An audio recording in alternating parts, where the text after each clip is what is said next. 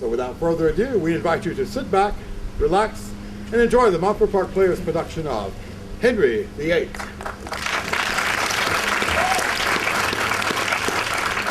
Good morrow!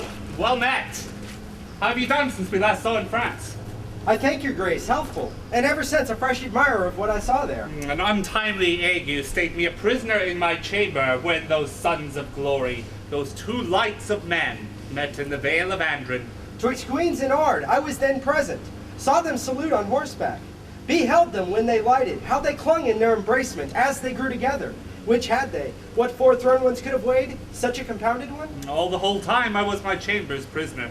Then you've lost the view of earthly glory. Men might say till this time pomp was single, but now married to one above itself. Each following day became the next day's master, till the last made former wonder its. The two kings, equal in luster, were now best, now worst, as presents did present them. Him and I still him in praise, and being present, but 'twas said they saw but one, and no discerner durst wag his tongue in censure. When these sons, for so they phrase 'em, by their heralds challenged the noble spirits to arms, they did perform beyond thought's compass. All was royal, to the disposing of it not rebelled. Order gave each thing view, the office did distinctly his full function. Well, who did guide, who set the body and the limbs of this great sport together, as you guess? One certes, that promises no element in such a business. I pray you who, my lord? All this was ordered by the good discretion of the Right Reverend Cardinal of York. The devil speed him! No man's pie is freed from his ambitious finger. What had he to do in these fierce vanities? I wonder that such a keech can with his very bulk take up the rays of the beneficial sun and keep it from the earth. Surely, sir, there's in him stuffs that puts him to these ends. For being not propped by ancestry, whose grace chalks successors their way, nor called upon for high feats done to the crown, neither allied for eminent assistance, but spider-like, out of his self-drawing web, he gives us note. The force of his own merit makes his way, a gift that heaven gives for him, which vies a place next to the king. I cannot tell what heaven hath given him. Let some graver eye pierce into that. But I can see his pride peep through each part of him. Whence has he that, if not from hell? The devil is a niggard, or has given all before, and he begins a new hell in himself. Why, the devil! Upon this French going out took he upon him without the privity of the king to appoint who should attend on him. He makes up the file of all the gentry, for the most part, such to whom as great a charge as little honour he meant to lay upon, and his own letter the honourable board of council out must fetch him in the papers. I do know kinsmen of mine, 3 at the least, that have by this so sickened their estates that never they shall abound as formerly. Many have broke their backs with laying manners on him for this great journey. Now what did this vanity but minister communication of a most poor issue?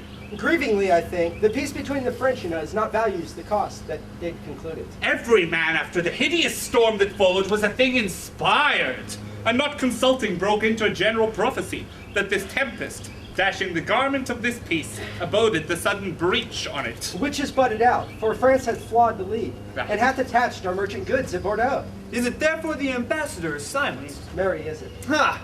A proper title of peace, and purchased at a superfluous rate. Why, all this business our reverend cardinal carried.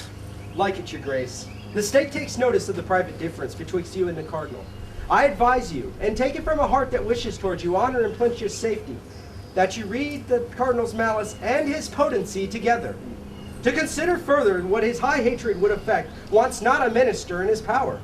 You know his nature, that he's revengeful, and I know his sword hath a sharp edge. It's long, and 'till it may be said, it reaches far, and where 'twill not extend, thither he darts it. Bosom up, my counsel, you'll find it wholesome. Lo, where comes that rock that I advise your shunning.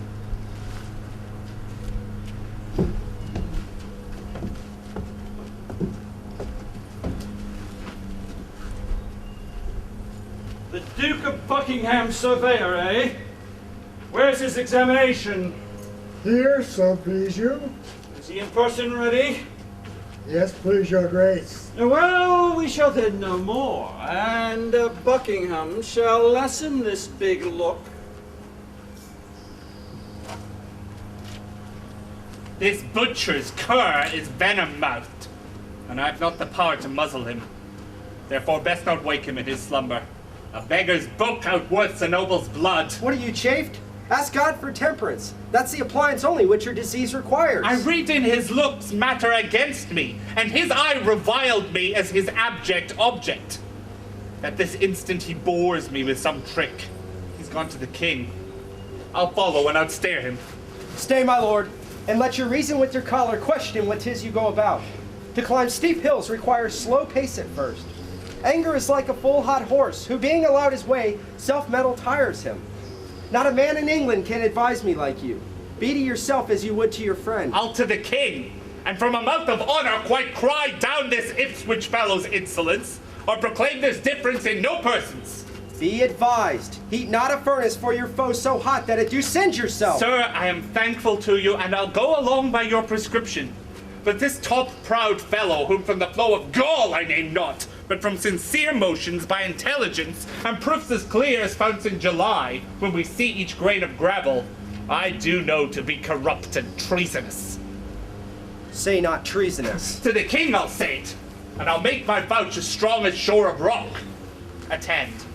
This holy fox, or wolf, or both, for he is equal ravenous as he is subtle, and as prone to mischief as able to perform it.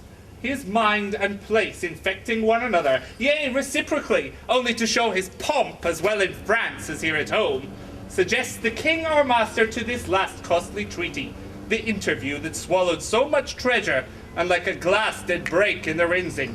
Faith, and so it did. Pray give me favor, sir.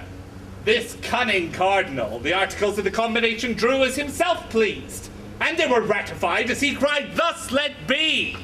to as much end as give a crutch to the dead. But our Count Cardinal has done this, and 'tis well, for worthy Wolsey, who cannot err, he did it. Now this follows, which, as I take it, is a kind of puppy to the old damned treason. Charles the Emperor, under pretense to see the Queen, his aunt, for 'twas indeed his colour, but he came to whisper Wolsey, here makes visitation. His fears were that the interview betwixt England and France might, through their amity, breed him some prejudice. For from this league peeped harms that menaced him. He privily deals with our cardinal, and as I trow, which I do well, for I'm sure the emperor paid ere he promised, whereby his suit was granted ere it was asked. But when the way was made and paved with gold, the emperor thus desired that he would please to alter the king's course and break the foresaid peace. Let the king know, as soon he shall by me, that thus the cardinal does buy and sell his honor as he pleases, and for his own advantage.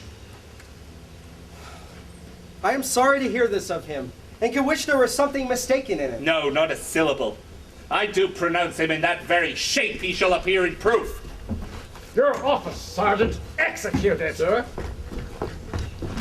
My lord, the Duke of Buckingham, Earl of Hereford, Stafford, and Northampton, I arrest thee of high treason in the name of our most sovereign king. Lo you, my lord, the net has fallen upon me. I shall perish under device and practice. I am sorry to see you ta'en from liberty. To look on the business present, 'tis his highness's pleasure that you shall to the tower. Well, it will help me nothing to plead mine innocence, for that dye is on me which makes my whitest part black. The will of heaven be done in this and all things. I obey. O my lord Abergavenny, fare you well. Nay, he must bear you company. The king is pleased you shall to the tower till you know how he determines further. As the Duke said, the will of heaven be done, and the king's will by me obeyed.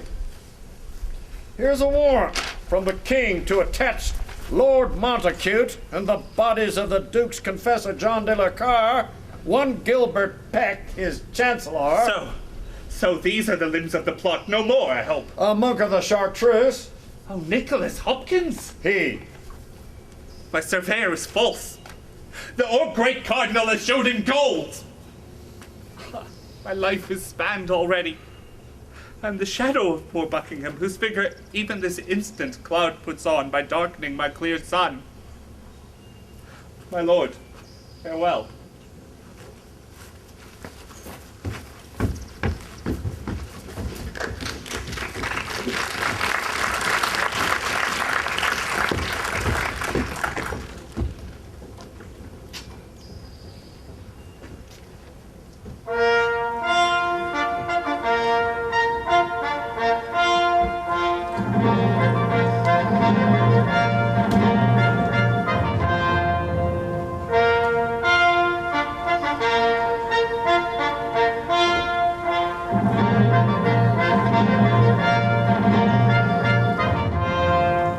life itself, and the best part of it thanks you for this great care. I stood in the level of a full-charged confederacy and give thanks to you that choked it. Let me call it before us that gentleman of Buckingham's. In person, I'll hear him his confessions justify, and point by point the treasons of his master he shall again relate. Room for the Queen!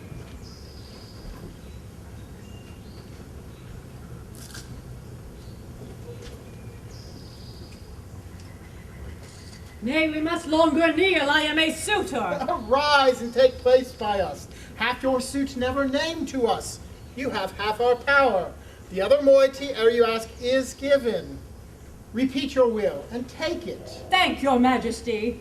That you would love yourself, and in that love not unconsidered leave your honor, nor the dignity of your office, is the point of my petition. Lady mine, proceed.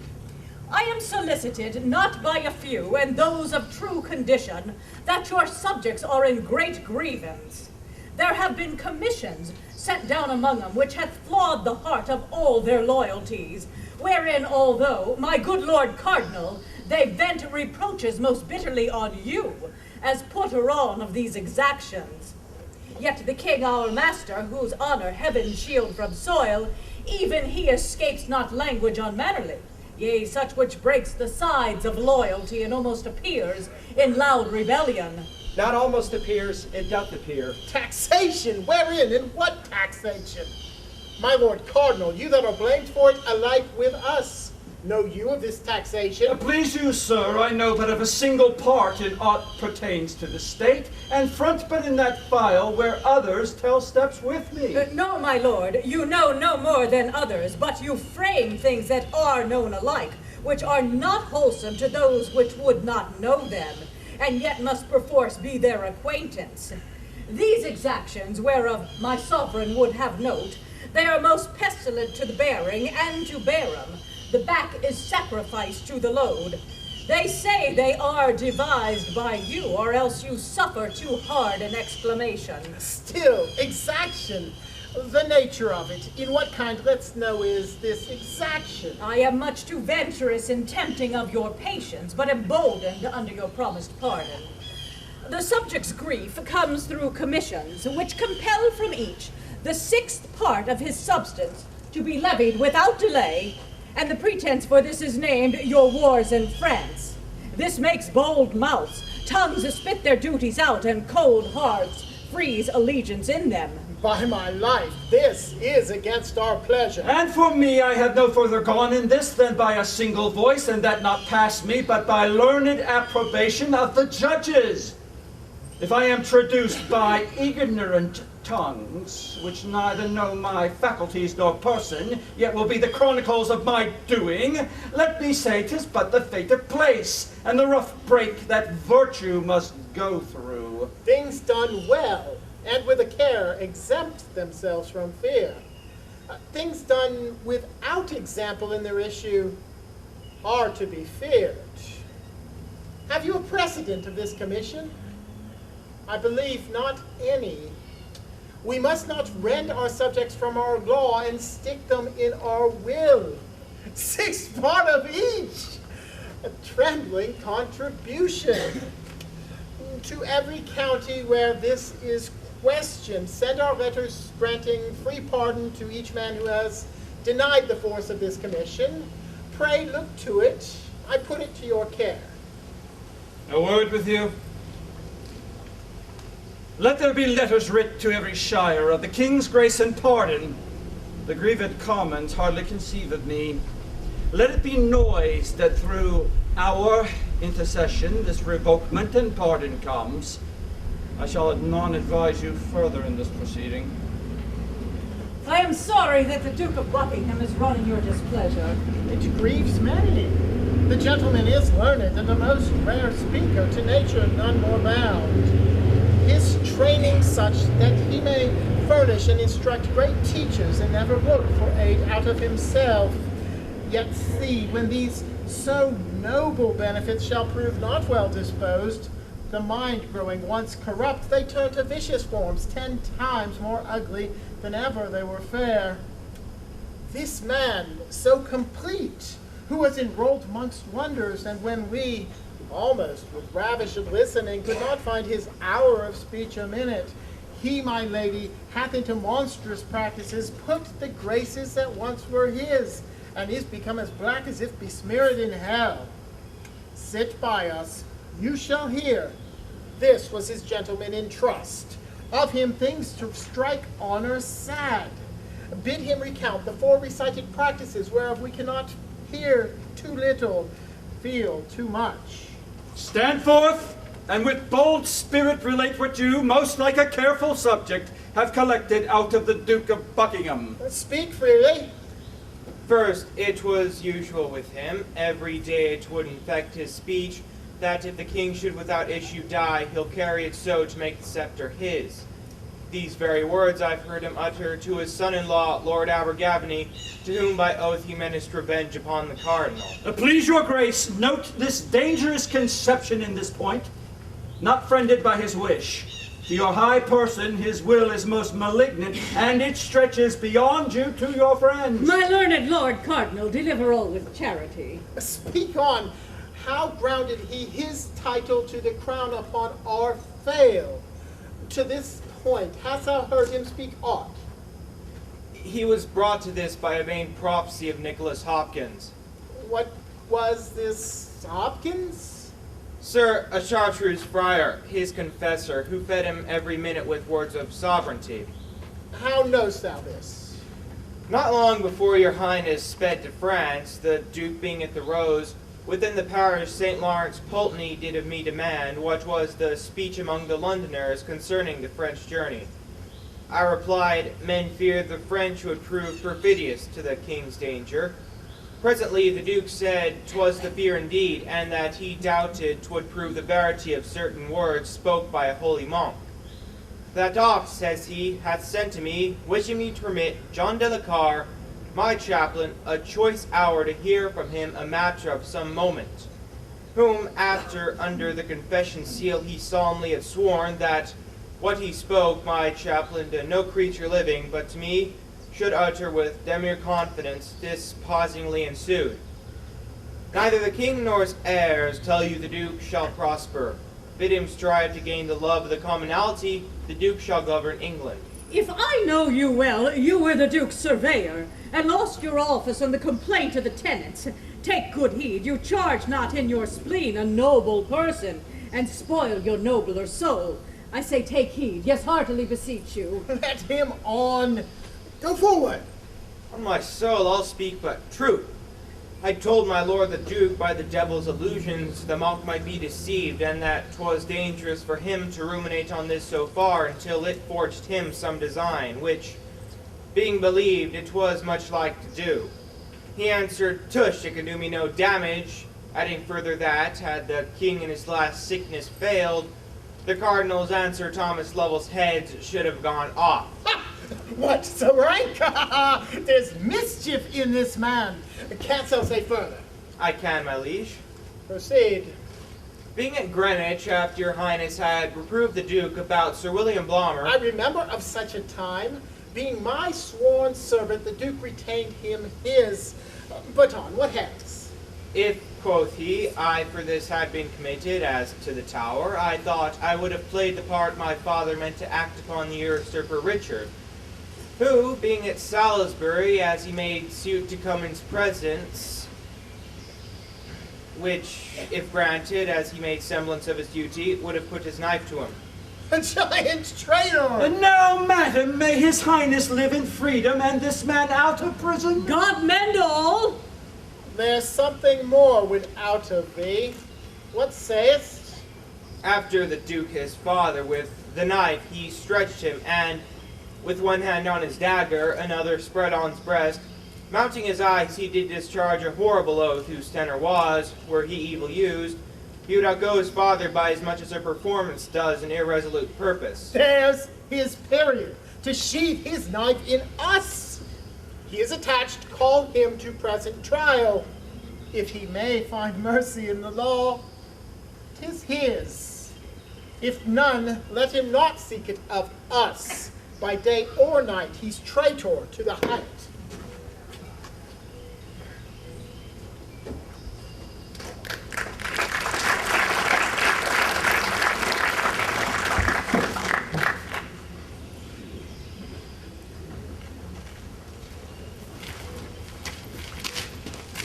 Sir Thomas, whither were thou a-going? To the cardinals. Your lordship is a guest too. Oh, 'tis true. This night he makes a supper, and a great one, to many lords and ladies. There will be the beauty of this kingdom, I'll assure you. That churchman bears a bounteous mind indeed.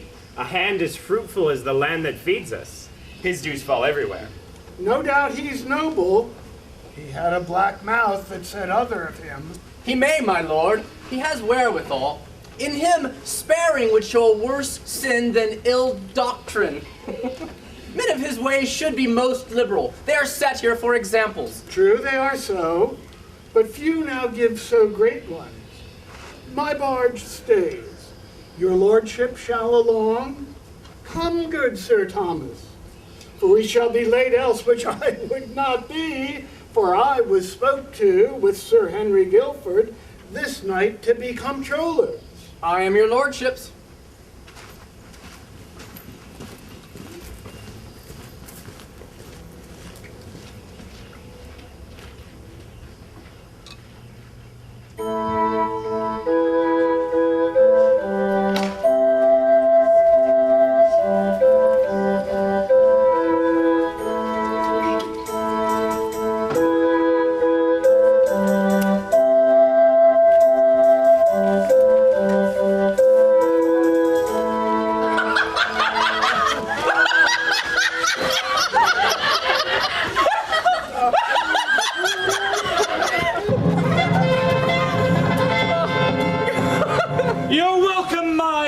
Guests, that noble lady or gentleman that is not freely merry is not my friend. This to confirm my welcome. And to you all, good health. Huzzah! Your grace is noble. Let me have such a bowl, may hold my thanks, and save me so much talking. My lord Sands, I am beholding to you. Cheer your neighbors. Ladies, you are not merry. Gentlemen, whose fault is this? The red wine first must rise in their fair cheeks, my lord. Then we shall have him talk us to silence. You are a merry gamester, my lord Sands. Yes, if I make my play. Here's to your ladyship, and pledge it, madam, for 'tis to such a thing as I would... You cannot show me. I told your grace they would talk anon.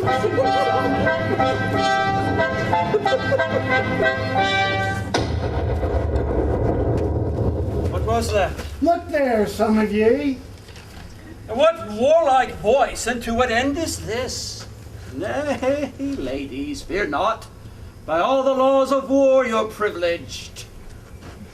How now, what is it? A noble troop of strangers, for so they seem. They have left their barge and landed, and here they make as great a masters from foreign princes. Good Lord Chamberlain, go give 'em welcome. You can speak the French tongue, and pray receive 'em nobly, and conduct 'em into our presence, where this heaven of beauty shall shine at full upon them. Some attend him. You have now a broken banquet, but we'll mend it. A good digestion to you all, and once more I shower a welcome on ye. Welcome all.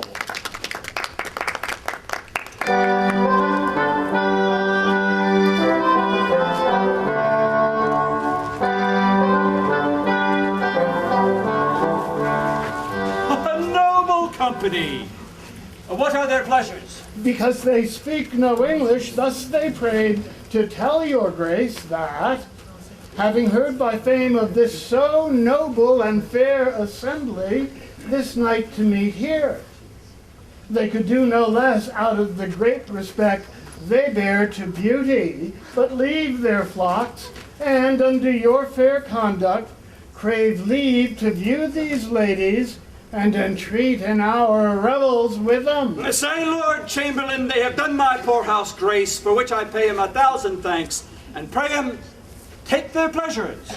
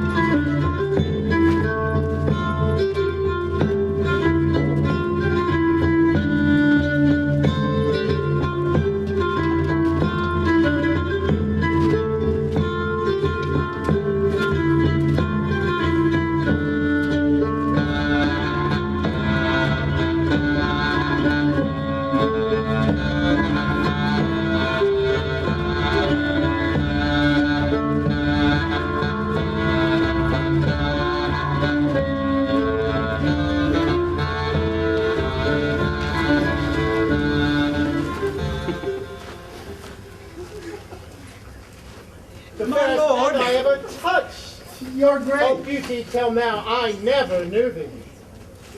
Pray tell him this much from me. There should be one amongst them by his person more worthy this place than myself, to whom if I but knew him with my love and duty, I would surrender it. I will, my lord. What say they? Oh, there is such a one, they all confess. There is indeed, which they would have your grace find out, and he will take it. Let me see then. By all your good leaves, gentlemen, here I'll make my royal choice. You have found him, Cardinal. You do well, Lord. You are a churchman, or I'll tell you, Cardinal, I should judge now unhappily. I am glad your grace is grown so pleasant. My Lord Chamberlain, prithee, come hither. What fair lady's that? And it please your grace, Sir Thomas Bullen's daughter, the Viscount Rochemont, one of her highness's women. By heaven, she is a dainty one. Sweetheart, it were unmannerly to take you out and not to kiss you. A health, gentlemen. Let it go round. Huzzah! Sir Thomas Lovell, is the banquet ready in the privy chamber? Yes, my lord. Your grace, I fear, with the dancing is a little heated. I fear too much. There's fresher air, my lord, in the next chamber. Lead in your ladies, every one. Sweet partner, I must not yet forsake you. Let's be merry. My good Lord Cardinal, I have half a dozen healths to drink to these fair ladies, and a measure to lead them in once again, and then let's see who's best in favor. Let the music knock it.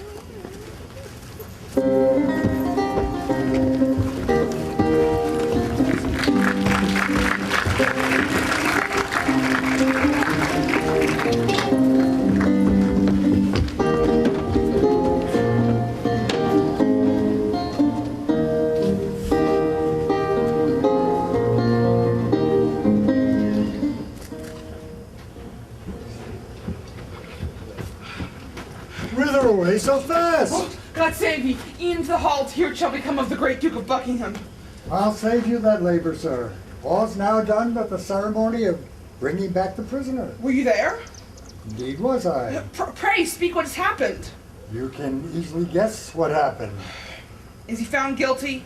Yes, truly is he, and condemned upon it. I am sorry for it.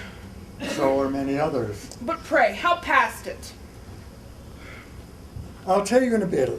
The great Duke came to the bar, where to his accusations he pleaded still not guilty, and alleged many sharp reasons to defeat the law.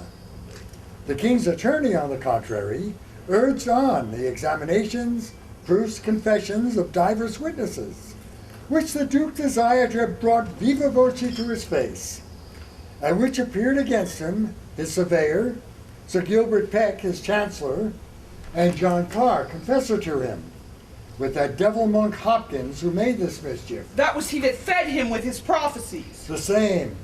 All these accused him strongly, which he fain would have flung from him, but indeed he could not.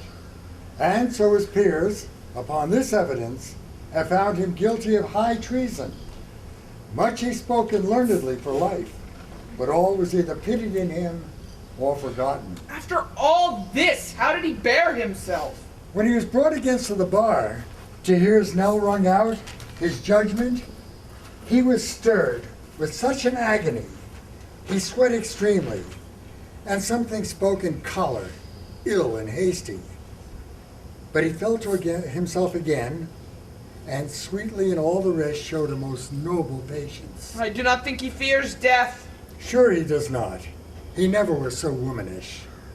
The cause he made fret a little. Certainly the cardinal is the end of this. 'Tis likely, by all conjectures.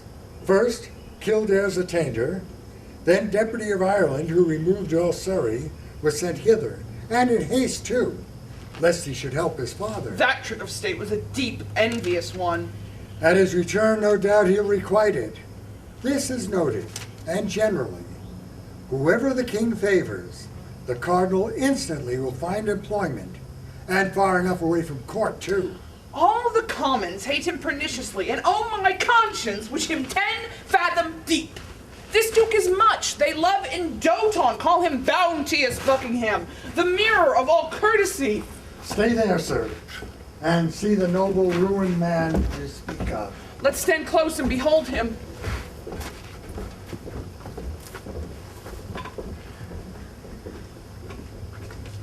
All good people, you that thus far have come to pity me, hear what I say and then go home and lose me. I have this day received a traitor's judgment, and by that name must die. Yet heaven bear witness, and if I have a conscience, let it sink me even as the axe falls, if I be not faithful. The law I bear no malice for my death, has done upon the premises but justice. But those that sought it, I could wish more Christians. Be what they will, I heartily forgive them. I do beseech your grace, for charity, if ever any malice in your heart were hid against me, now to forgive me frankly.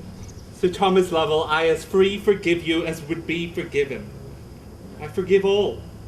There cannot be those numberless offenses against me that I cannot take peace with. No black envy shall mark my grave. Commend me to his grace. And if he speak of Buckingham, pray tell him you met him half in heaven.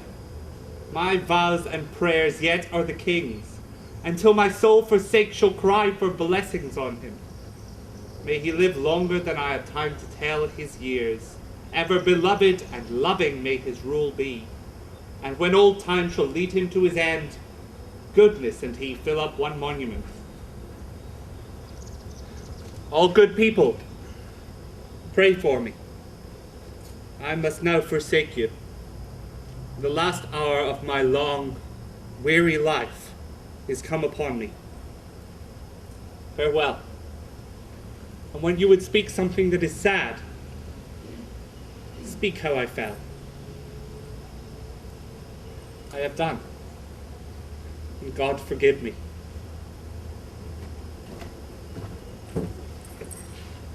Oh, this is full of pity.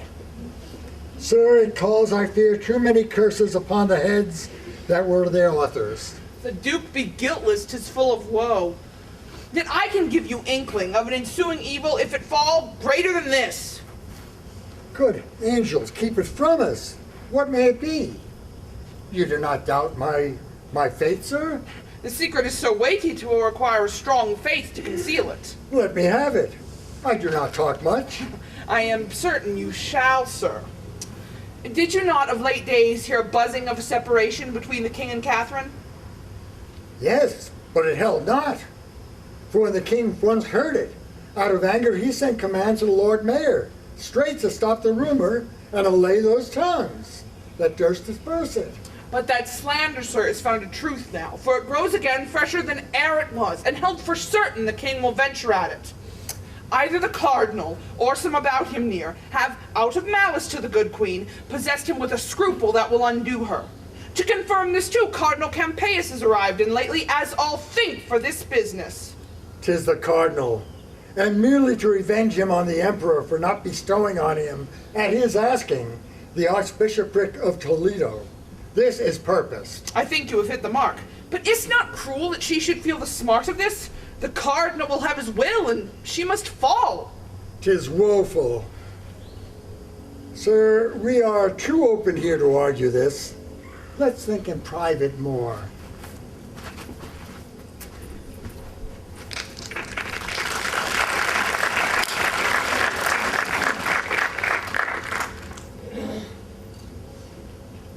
Well met, my Lord Chamberlain. Good day to both your graces. How is the king employed? I left him private, full of sad thoughts and troubles. What's the cause? Seems the marriage with his brother's wife has crept too near his conscience. No, his conscience has crept too near another lady. 'Tis so. This is the cardinal's doing. The king cardinal. That blind priest, like the eldest son of fortune, Like the eldest son of fortune turns what he lists. The king will know him one day. Pray God he do. He'll never know himself else. How holily he works in all his business, and with what zeal! For now he has cracked the league between us and the emperor, the queen's great nephew. He dives into the king's soul, and there scatters dangers, doubts, wringing of the conscience, fears and despairs, and all these for his marriage. And out of all these, to restore the king, he counsels a divorce, a loss of her that, like a jewel, has hung 20 years about his neck, yet never lost her luster. Of her that loves him with an excellence that angels love good men with. Even of her that when the greatest stroke of fortune falls, will bless the king. Is not this course pious? Heaven keep me from such counsel. 'Tis most true. This news is most everywhere. Every tongue speaks 'em, and every true heart weeps for it. All that look in these affairs see this main end, the French king's sister. Heaven will one day open the king's eyes that so long have slept upon this bold, bad man. And free us from his slavery. We had need pray and heartily for our deliverance, or this imperious man will work us all from princes into pages. All men's honor lie like one lump before him, to be fashioned into what pitch he please. For me, my lords, I love him not, nor fear him. There's my creed, as I am made without him, so I'll stand if the king please. His curses and his blessings touch me alike. Their breath I not believe in. I knew him, and I know him, so I leave him to him that made him proud, the Pope. Let's in, and with some other business put the king from these sad thoughts that work too much upon him. My lord, you'll bear us company? Excuse me, the king hath sent me otherwhere. Besides, you'll find a most unfit time to disturb him. A health to your lordships. Thanks, my good Lord Chamberlain. How sad he looks! Sure, he is much afflicted. Who's there? Huh? Pray God he be not angry. Who's there, I say? How dare you thrust yourselves into my private meditations? Who am I, huh? A gracious king that pardons all offenses. Malice ne'er meant. Our breach of duty this way is business of a state in which we come to know your royal pleasures. You are too bold. Go to. I'll make ye know your times of business. Is this an hour for temporal affairs, huh?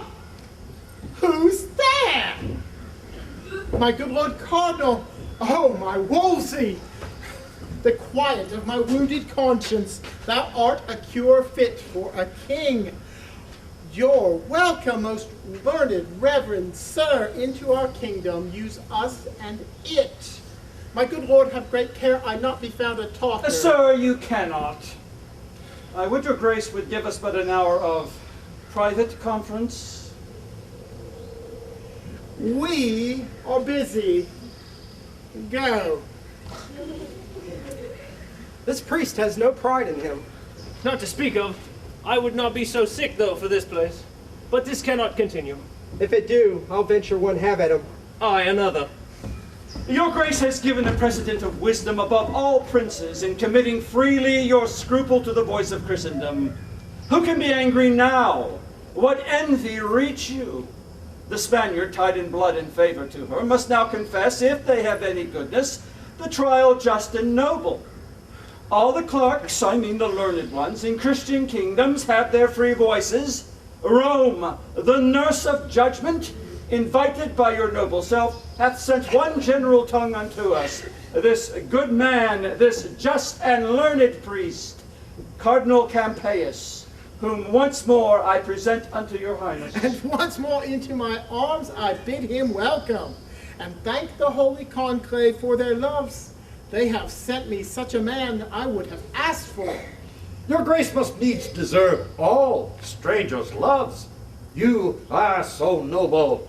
To your highness's hand I tender my commission, by whose virtue the court of Rome commanding, you, my lord cardinal of York, are joined with me, their servant, in the impartial justice judging of this business. Two equal men. The queen shall be acquainted forthwith for what you have come. Where's Gardner? I know your majesty has always loved her so dear in heart, not to deny her that. A woman of less place might ask by law, scholars allowed freely to argue for her.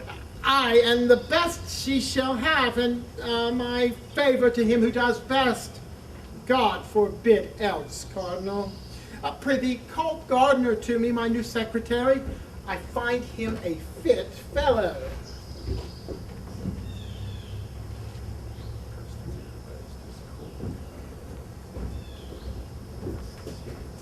Give me your hand. Much joy and favor to you. You are the king's now. But to be commanded forever by your grace, whose hand has raised me. Come hither, Gardner.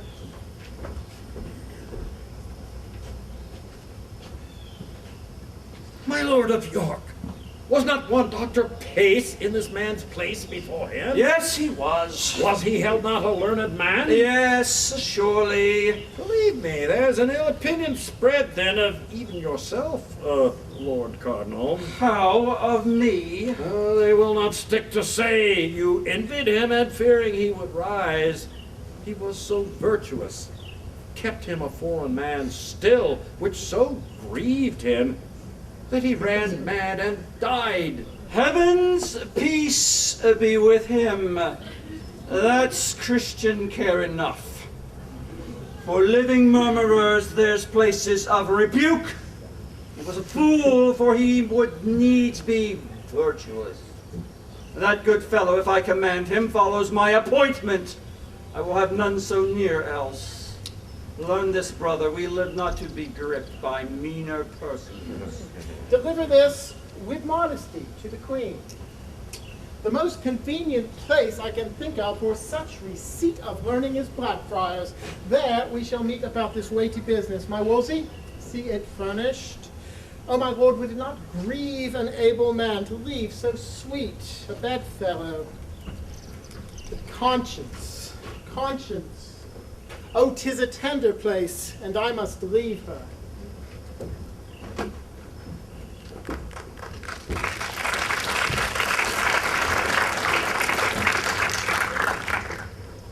Not for that, neither. Here's the pang that pinches. His Highness, having lived so long with her, and she, so good a lady that no tongue could ever pronounce dishonor of her. By my life, she never knew harm doing. Oh, now, after so many courses of the sun enthroned, still growing in a majesty and pomp, the which to leave 1,000-fold more bitter than 'tis sweet at first to inquire. Oh, now, after this process, to give her the avant, 'tis a pity would move a monster. Hearts of most hard temper, melt and lament for her. God's will. Much better she ne'er had known pomp. Though to be temporal, yet if that quarrel fortune do divorce it from the bearer, 'tis a sufferance panging as soul and body severing. Alas, poor lady, she's a stranger now again. So much the more must pity drop upon her. Verily, I swear, 'tis better to be lowly born and ranged with humble livers in content, than to be perked up in a glistering grief and wear a golden sorrow. Our content is our best having. By my troth and maidenhead, I would not be a queen. Beshrew me, I would. And venture maidenhead for it, and so would you. For all this spice of your hypocrisy, you that have so fair parts of woman on you, have to a woman's heart, which ever yet affected eminence, sovereignty, wealth, which to say sooth are blessings, and which gifts, save your mensing, the capacity of your soft chevral conscience would receive, if you might please to stretch it. Nay, good troth. Yes, troth and troth, you would not be a queen. No, not for all the riches under heaven. 'Tis strange. A 3-pence bode would hire me, old as I am, to queen it. But I pray you, what think you of a duchess? Have you limbs to bear the load of title? No, in truth. 'Tis strange. A 3-pence bode would hire me. Then you are weakly made. Pluck off a little. I would not be a young count in your way for more than blushing comes to. If your back cannot vouchsafe this burden, 'tis too weak ever to get a boy.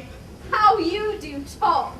I swear again, I would not be a queen for all the world. In faith, for little England, you'd venture an emballing. I myself would for Carnarvonshire, although there belong no more to the crown but that. Lo, who comes here? Good morrow, ladies. What were it worth to know the secret of your conscience? My good lord, not your demand, it values not your asking. Our mistress's sorrows we were pitying. It is a gentle business and becoming the action of good women. There is hope all will be well. Now I pray God, amen. You bear a gentle mind, and heavenly blessings follow such creatures. That you, fair lady, may perceive I speak sincerely, and high notes ta'en of your many virtues, the King's Majesty commends his good opinion of you, and does purpose honor you to no less than flowing Marchioness of Pembroke.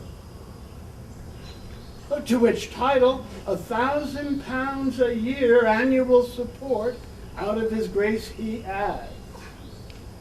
I do not know what kind of my obedience I should tender. More than my all is nothing, nor my prayers are not words duly hallowed, nor my wishes more worth than empty vanities. Yet prayers and wishes are all I can return. Beseech your lordship, vouchsafe to speak my thanks and my obedience, as from a blushing handmaid to his highness, whose health and royalty I pray for. Lady, I shall not fail to approve the fair conceit the king hath of you. I have perused her well. Beauty and honor in here are so mingled that they have caught the king. And who knows yet but from this lady may proceed a gem to lighten all this isle. I'll to the king and say I spoke with you. My honored lord.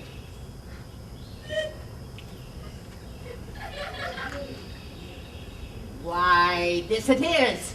See? See? Oh, I have been begging in court these 16 years, and yet a courtier beggarly, nor could come pat betwixt. Too early and too late for any suit of pounds. And you, a very fresh fish here. Fie! Fie upon this compelled fortune. Have your mouth filled up before you open it? This is strange to Oh, me. how tastes it? Is it bitter? 40 pence, no. There was a lady once, and 'tis an old story, have you heard it? That would not be a queen. That would she not for all the mud in Egypt. Come, you are pleasant. Ooh, with your theme, I could o'ermount the lark, the Marchioness of Pembroke. £1,000 a year for pure respect. No other obligation. By my life, that promises more thousands. Otter's train is longer than his foreskirt. By this time, I know your back will bear a duchess. Are you not stronger than you were? Good lady, make yourself mirth with your particular fancy and leave me out on't. Would I had no being if this salute my blood a jot. It faints me to think what follows. The queen is comfortless, and we forgetful in our long absence. Oh, pray, do not deliver what here you've heard to her. What do you think me?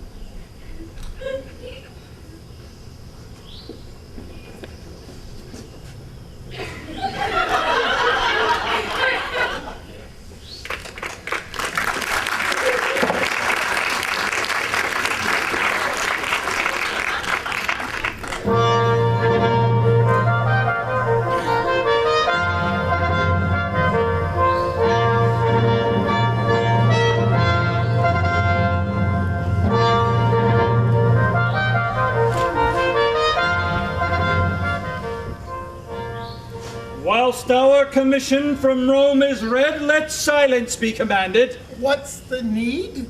It hath already publicly been read, and the authority allow it on all sides. You may then spare that time. Be it so. Proceed. Say Henry, King of England, come into the court. Henry, King of England, come into the court! Here. Say Catherine, Queen of England, come into the court. Catherine, Queen of England, come into the court!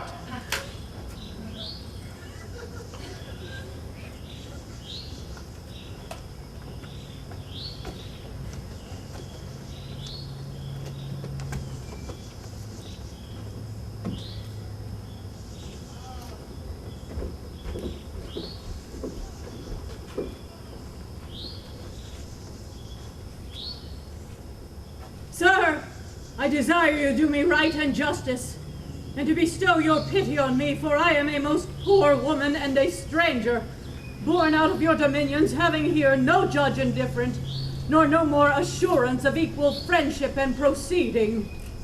Alas, sir, in what have I offended you? What cause hath my behavior given to your displeasure, that thus you should proceed to put me off, and take your good grace from me? Heaven witness, I have been to you a true and humble wife, at all times to your will conformable, ever in fear to kindle your dislike, yea, subject to your countenance, glad or sorry as I saw it inclined. Sir, call to mind that I have been your wife in this obedience upward of 20 years, and have been blessed with many children by you. If in the course and process of this time you can report, and prove it too against mine honor aught, my bond to wedlock, or my love and duty, against your sacred person, in God's name turn me away, and let the foulest contempt shut door upon me, and so give me up to the sharpest kind of justice. Please you, sir, the king, your father, was reputed a prince most prudent, of an excellent and unmatched wit and judgment. Ferdinand, my father, King of Spain, was reckoned the wisest prince that there had reigned by many a year before.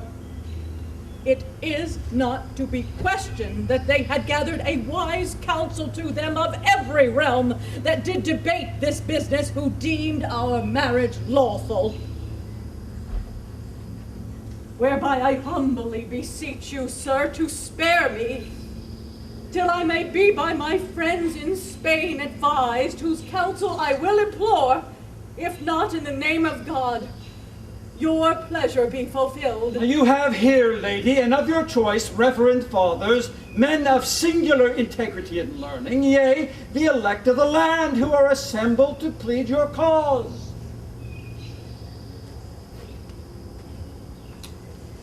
His Grace hath spoken well and justly. Therefore, madam, it's fit this royal session do proceed, and that without delay their arguments be now produced and heard. Lord Cardinal, to you I speak. Your pleasure, madam. Sir, I am about to weep, but thinking that we are a queen, or long have dreamed so, certain the daughter of a king, my drops of tears I'll turn to sparks of fire. Be patient, yet I will, when you are humble, nay, before or God will punish me. I do believe, induced by potent circumstances, that you are mine enemy, and make my challenge. You shall not be my judge, for it is you hath blown this coal betwixt my lord and me, which gods do quench.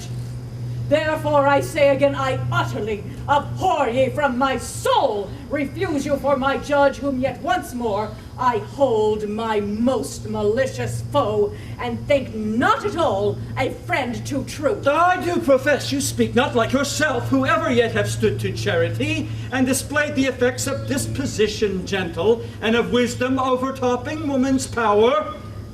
Madam, you do me wrong. I have no spleen against you, nor injustice for you, or any. How far I have proceeded, or how far further shall, is warranted by a commission from the consistory, yea, the whole consistory of Rome. You charge me that I have blown this coal. I do deny it. The king is present.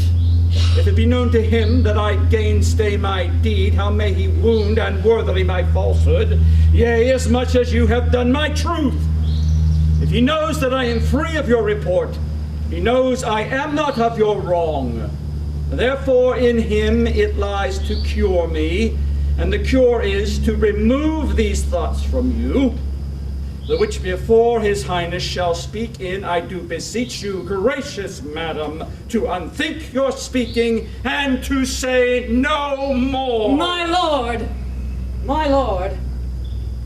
I am a simple woman, much too weak to oppose your cunning. Your meek and humble mouth, you sign your place and calling in full seeming, with meekness and humility. But your heart is crammed with arrogancy, spleen, and pride. You have, by fortune and his highness's favors, gone slightly o'er low steps, and now are mounted where powers are your retainers, and your words, domestics to you, serve your will as it please yourself, pronounce their office. I must tell you, you tender more your person's honor than your high profession spiritual. That again, I do refuse you, my judge, and here before you all appeal unto the Pope to bring my cause for his holiness and to be judged by him.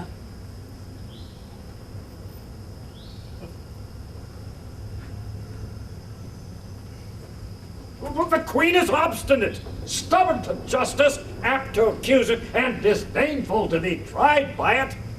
'Tis not well. She's going away. Call her again. Catherine, Queen of England, come into the court. Madam, you are called back. What need you note of it? Pray keep your way. When you are called, return. Now the Lord help, they vexed me past my patience. Pray you pass on. I will not tarry, no, nor evermore upon this business make my appearance in any of their courts.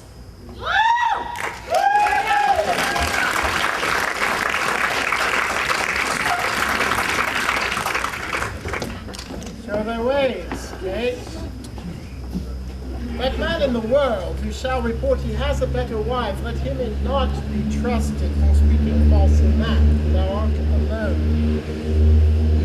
If thy rare qualities, sweet gentleness, thy meekness, saint-like, wife-like government, obeying and commanding, and thy part sovereign and pious else, could speak thee out, queen of earthly queens.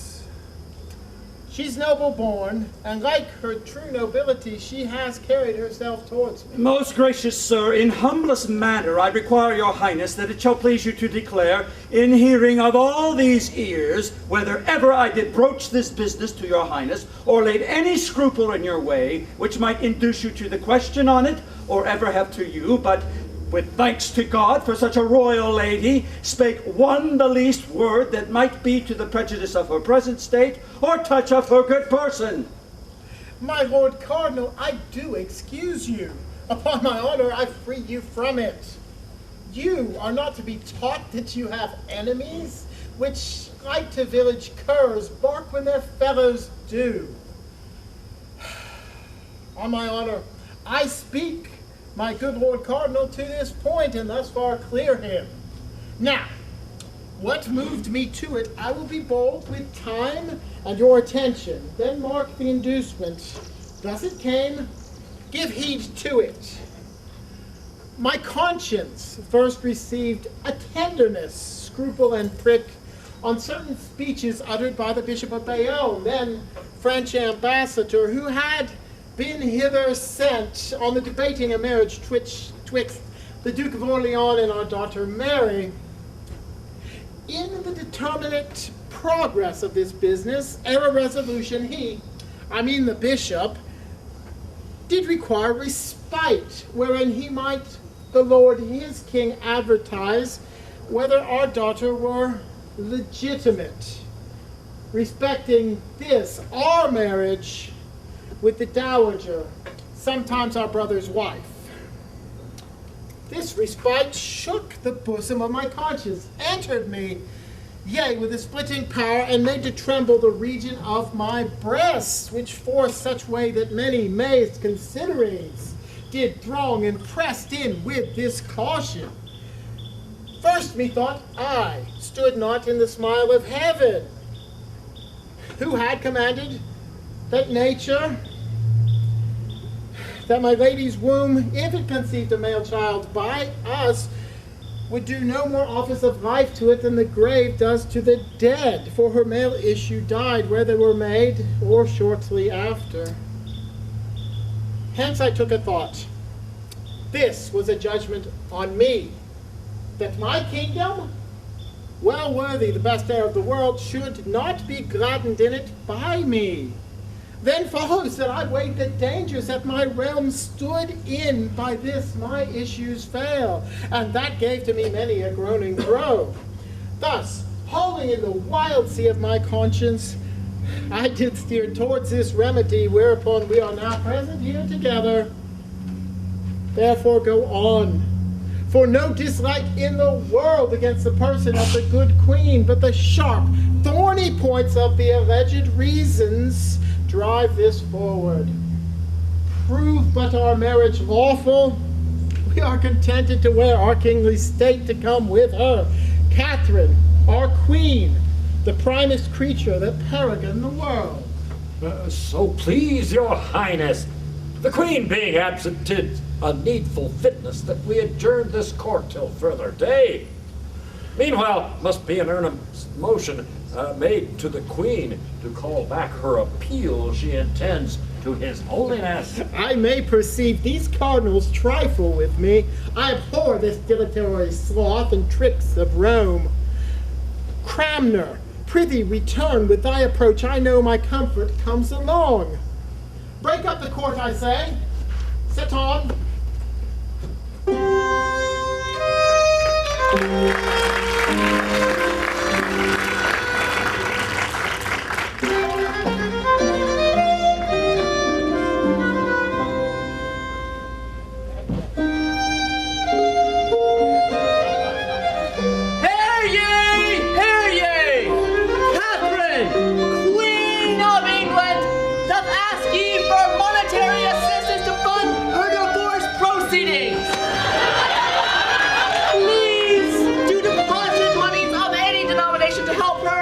Sad affair.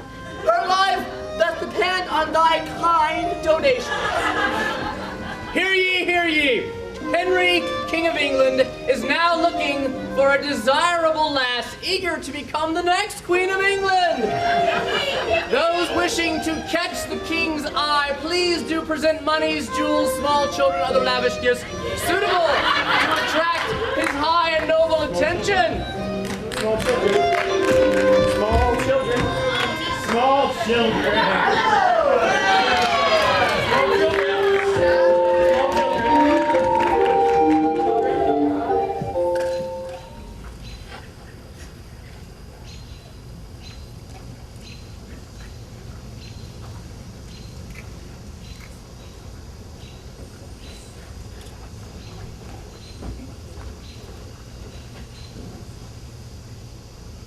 How now?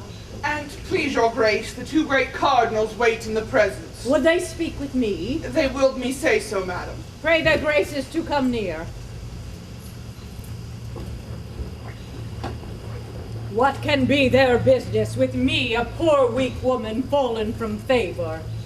I do not like their coming. Now I think on it, they should be good men, their affairs as righteous. But all hoods make not monks. Peace to your highness. Your graces find me here part of a housewife. I would be all against the worst may happen. What are your pleasures with me, reverend lords? May it please you, noble madam, to withdraw into your private chamber. We shall give you the full cause of our coming. Speak it here. There's nothing I have done yet of my conscience deserves a corner. Would all other women could speak this with as free a soul as I do. My lords, I care not so much I am happy above a number. If my actions were tried by every tongue, every eye saw 'em, envy and base opinion set against 'em. I know my life so even. If your business seek me out, and that way I am wife in, out with it boldly. Truth loves open dealing. Noble lady, I am sorry my integrity should breed, and service to his majesty and you, so deep suspicion where all faith was meant. We come not by the way of accusation to taint that honor every good tongue blesses, nor to betray you any way to sorrow. You have too much, good lady, but to know how you stand minded in the weighty difference between the king and you, and to deliver like free and honest men our just opinions and comforts to your cause. Most honored madam, my lord of York, out of his noble nature, zeal and obedience, he still bore your grace, forgetting like a good man your late censure, both of his truth and him, which was too far, offers as I do, in a sign of peace, his service and his counsel. To betray me. My lords, I thank you both for your good wills. You speak like honest men, pray God you prove so. But how to make you suddenly an answer in such a point of weight, so near mine honor, nor near my life, I fear with my weak wit, and to such men of gravity and learning and truth I know not. I was set at work among my maids, full little, God knows looking either for such men or such business. For her sake that I have been, for I feel the last fit of my greatness. Good your graces, let me have time and counsel for my cause. Alas, I am a woman, friendless, hopeless. Madam, you wrong the king's love with these fears. Your hopes and friends are infinite. In England, but little for my profit.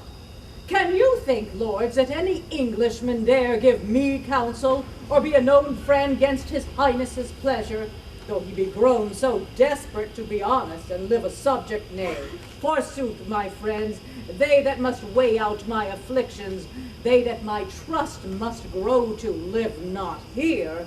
They are as all my other comforts, far hence, in mine own country, lords. I would your grace would leave your griefs and take my counsel. How, sir? Put your main cause into the king's protection. He's loving and most gracious. 'Twill be much both better for your honor and your cause. For if the trial of law o'ertake ye, you'll part away disgraced. He tells you rightly. You tell me what you wish for both, my ruin. Is this your Christian counsel out upon ye? Heaven is above all yet. There sits a judge that no king can corrupt. Your rage mistakes us. For shame for ye, holy men, I thought ye upon my soul to reverend cardinal virtues. But cardinal sins and hollow hearts I fear ye mend them. For shame, my lords. Is this your comfort, the cordial that ye bring a wretched lady, a woman, lost among ye, laughed at, scorned? I will not wish ye half my miseries. I have more charity. But say I warned ye, take heed, for heaven's sake, take heed, lest at once the burden of my sorrows fall upon ye. Madam, this is a mere distraction. You turn the good we offer into envy. Ye turn me into nothing. Woe upon ye and all such false professors. Would you have me, if you have any justice, any pity, if you be anything but churchmen's habits, put my sick cause into the hands that hates me? Alas, has banished me his bed already, his love too long ago. I am old, my lords, and all the fellowship I hold now with him is only my obedience. What can happen to me above this wretchedness? All your studies make me a curse like this. Your fears are worse. have I lived thus long, let me speak myself. Since virtue finds no friends, a wife, a true one, a woman, I dare say, without vain glory, never yet branded with suspicion, have I, with all my full affections, still met the king, loved him next heaven, obeyed him, been out of fondness, superstitious to him, almost forgot my prayers to content him, and am I thus rewarded? 'Tis not well, lords. Bring me a constant woman to her husband, one that ne'er dreamed a joy beyond his pleasure. And to that woman, when she has done most, yet I will add an honor, a great patience. Madam, you wander from the good we aim at. My lord, I dare not make myself so guilty to give up willingly that noble title your master wed me to. Nothing but death shall e'er divorce my dignities. Pray hear me. But I have never trod this English earth or felt the flatteries that grow upon it. You have angels' faces, but heaven knows your hearts. Oh, what will become of me now, wretched lady? I am the most unhappy woman living. If your grace could but be brought to know our ends are honest, you'd feel more comfort. Why should we, good lady, upon what cause wrong you? Alas, our places, the way of our profession is against it. We are to cure such sorrows, not to sow them. For goodness sake, consider what you do, how you may hurt yourself. I utterly grow from the king's acquaintance by this carriage. The hearts of princes kiss obedience, so much they love it. But to stubborn spirits they swell and grow as terrible as storms. I know you have a gentle, noble temper, a soul as even as a calm. Pray, think us those we profess, peacemakers, friends, and servants. Madam, you'll find it so. You wrong your virtues with these weak woman's fears. A noble spirit as yours was put into. Ever cast such doubt as false coin from it. The king loves you. Beware you lose it not.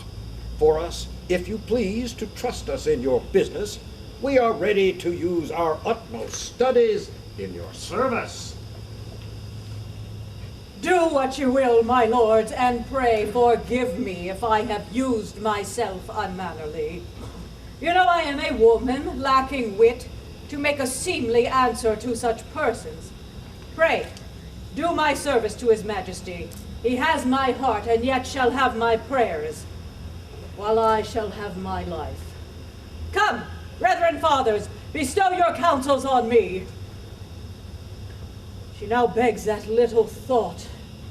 When she set foot in here, she should have bought her dignity so dear.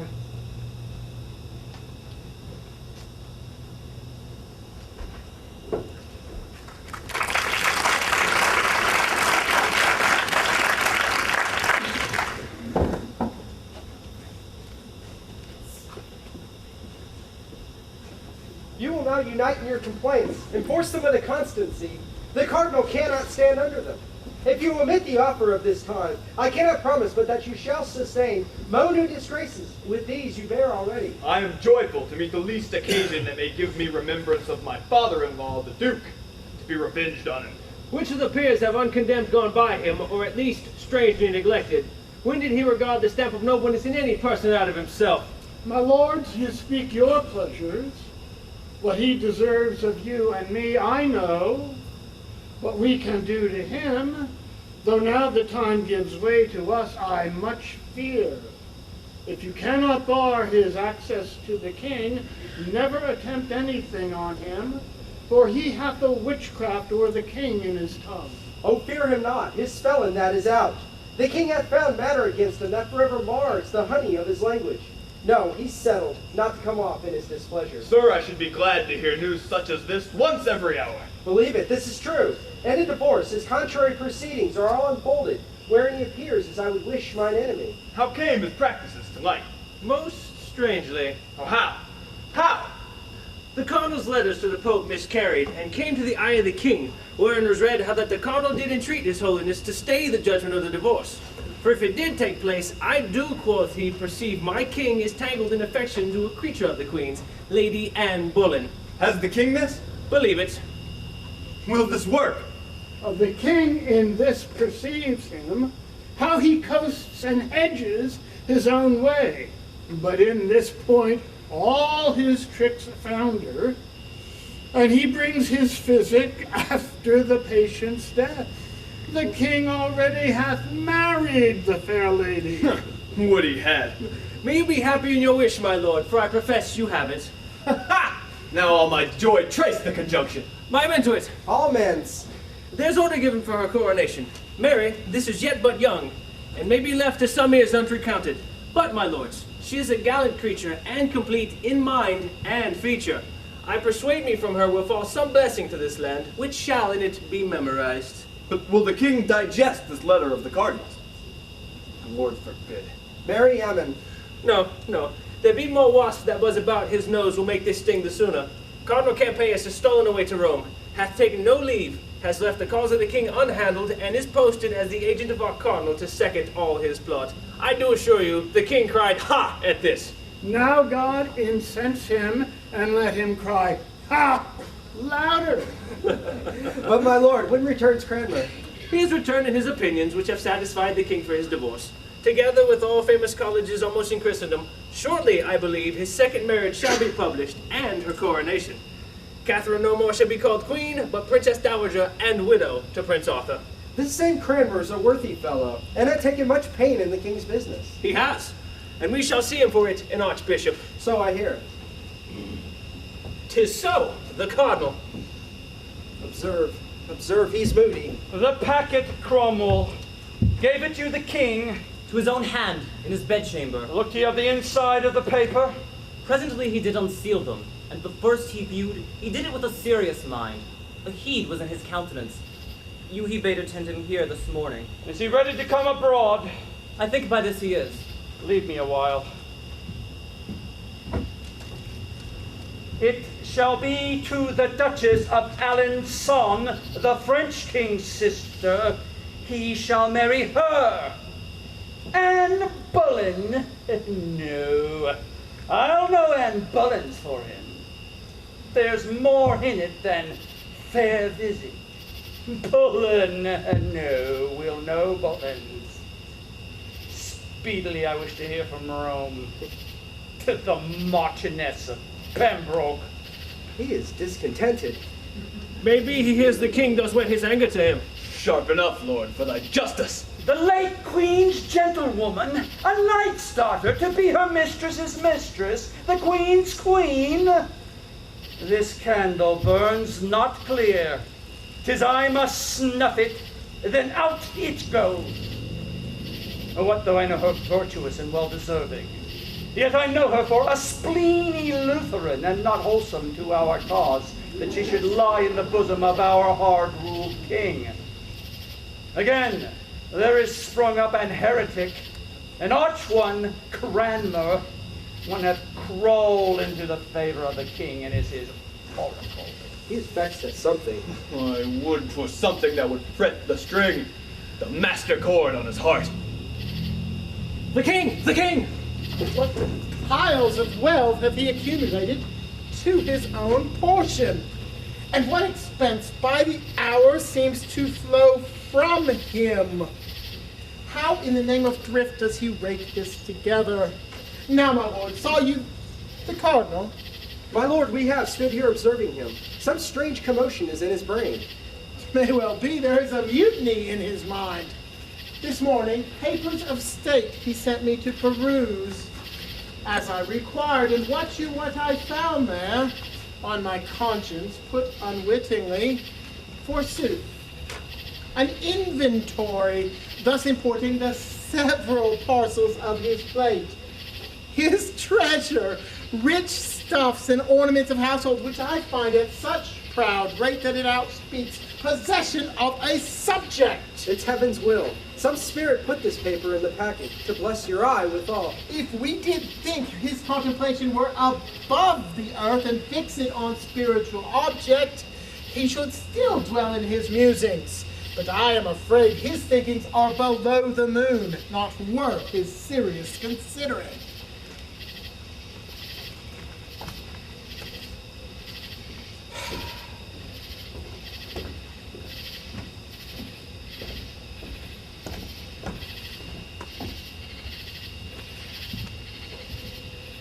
Your Grace. Oh, heaven forgive me. Ever God bless your Highness.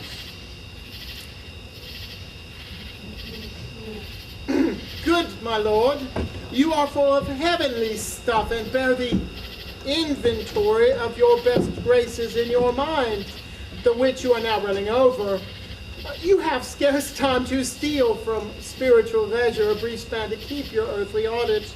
Sure, in that I deem you an ill husband, and am glad to have you therein my companion. Sir, for holy offices I have a time to think upon the part of business which I bear in the state, and nature doth require her times of preservation, which perforce I, her frail son, amongst my brethren mortal, must give my tendance to.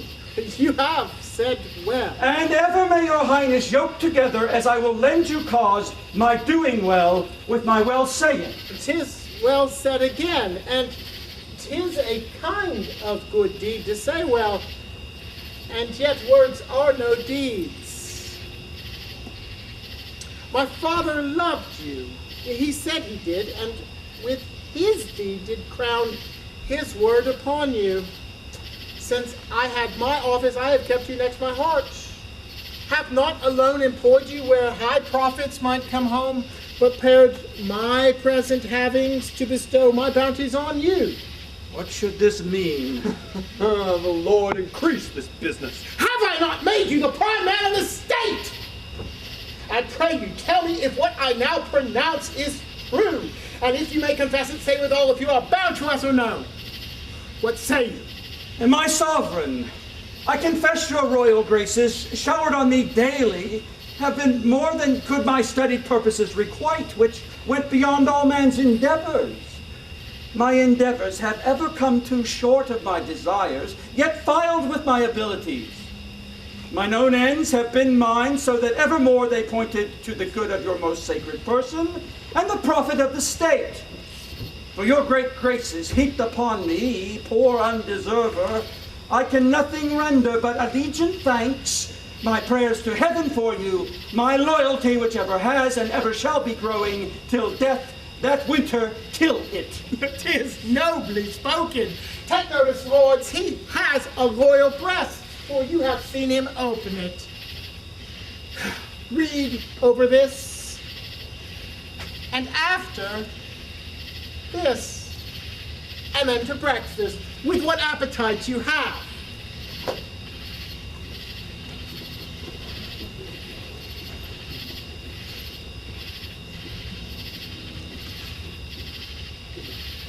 What should this mean? What sudden anger's this? How have I reaped it? He parted frowning from me, as if ruin leaped from his eyes. So looks the chafed lion upon the daring huntsman that has galled him, then makes him nothing. I must read this paper, I fear, the story of his anger.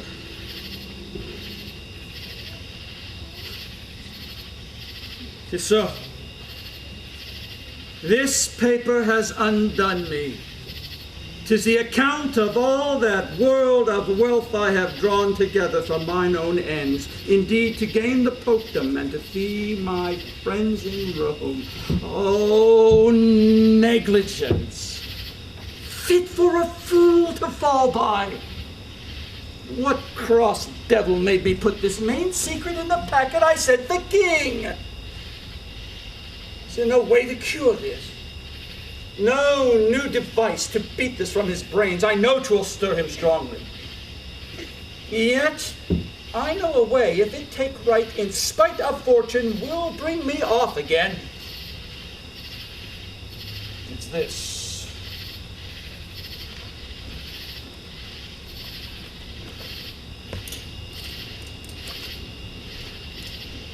To the Pope. The letter as I live, with all the business I wrote His Holiness. Nay, then farewell. I have touched the highest point of all my greatness, and from that full meridian of my glory I haste now to my setting. I shall fall like a bright exhalation in the evening, and no man see me more.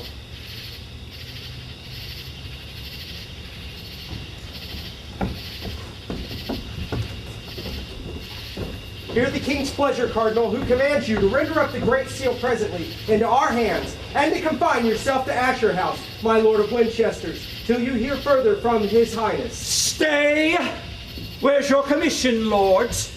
Words cannot carry authority so weighty. Who dare cross them, bearing the king's will from his mouth expressly? Until I find more than will or words to do it, I mean your malice. No, officious lords, I dare and must deny it.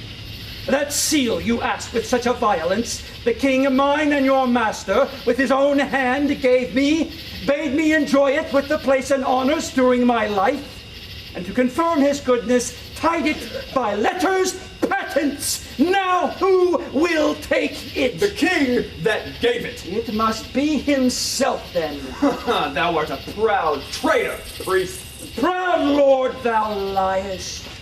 Within these 40 hours, Surrey durst better have burnt that tongue and said so. Thy ambition, thou scarlet Cid, robbed this bewailing land of noble Buckingham, my father-in-law.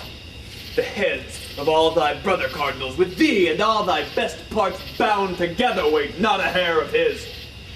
Plague of your policy, you sent me deputy for Ireland. Far from his succor, from the king, from all that might have mercy on the fault thou gavest him. Whilst your great goodness, out of holy pity, absolved him with an axe. This and all else this talking lord can lay upon my credit, I answer is most false. The Duke by law found his deserts. How innocent I was from any private malice in his end, his noble jury and foul cause can witness. If I loved many words, Lord, I should tell you, you have as little honesty as honor, that in the way of loyalty and truth toward the king, my ever-royal master, dare mate a sounder man than Surrey can be, and all that love his folly. By my soul, your long coat, priest, protects you. Thou shouldst feel my sword in the lifeblood of the else. My lords, can you endure to hear this arrogance? And from this fellow, if we live thus tamely, to be so jaded by a piece of scarlet. Farewell, nobility! Let his grace go forward, and dare us with his cap-like larks. All goodness is poison to thy stomach. Yes, that goodness of gleaning all the land's wealth into one, into your own hands, Cardinal, by extortion. The goodness of your intercepted packets you writ to the Pope against the king. Your goodness, since you provoke me, shall be most notorious. My lord of Norfolk, as you are truly noble, as you respect the common good, the state of our despised nobility, our issuers who if he live will scarce be gentlemen. Produce the grand sum of his sins, the articles collected from his life. I'll startle you worse than the scaring bell, when the brown wench lay kissing in your arms, Lord Cardinal. How much, methinks, I could despise this man, but that I am bound in charity against it.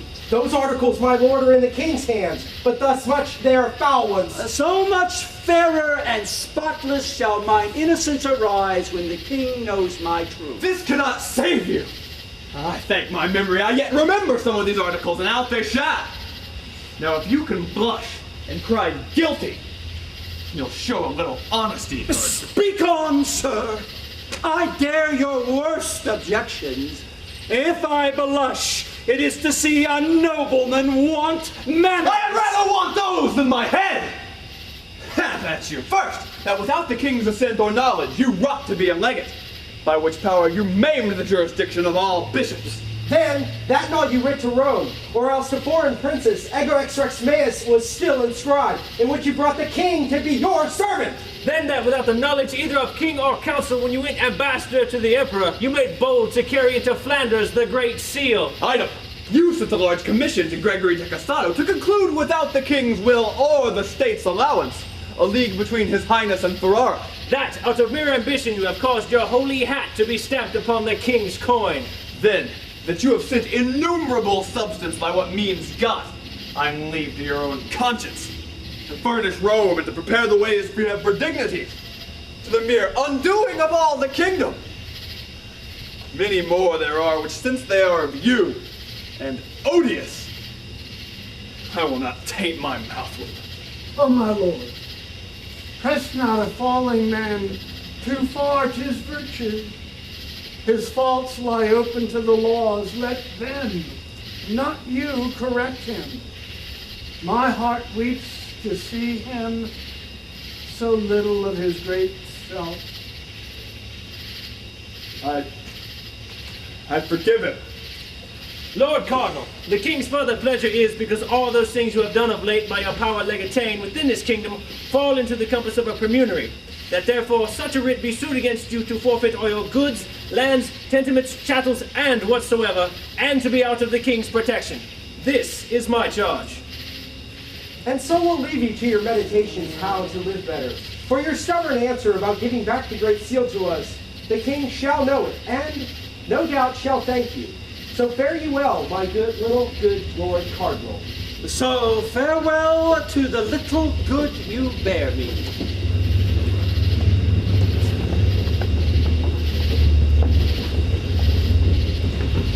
Farewell. A long farewell to all my greatness.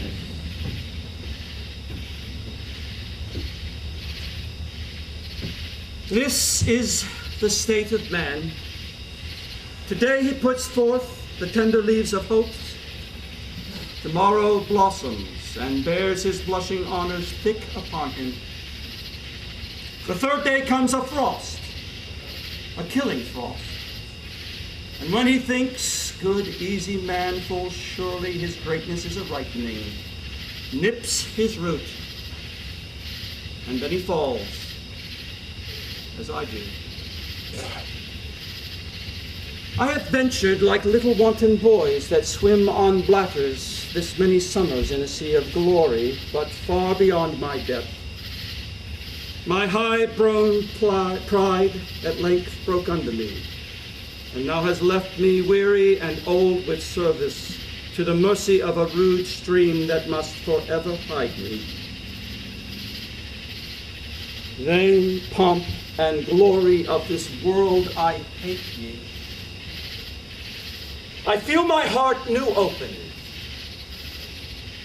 Oh, how wretched is that poor man that hangs on princes' favors.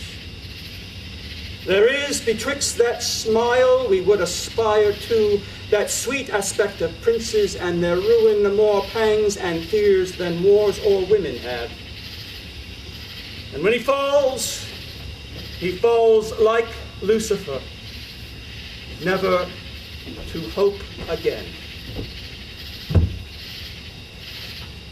Why, how now, Cromwell?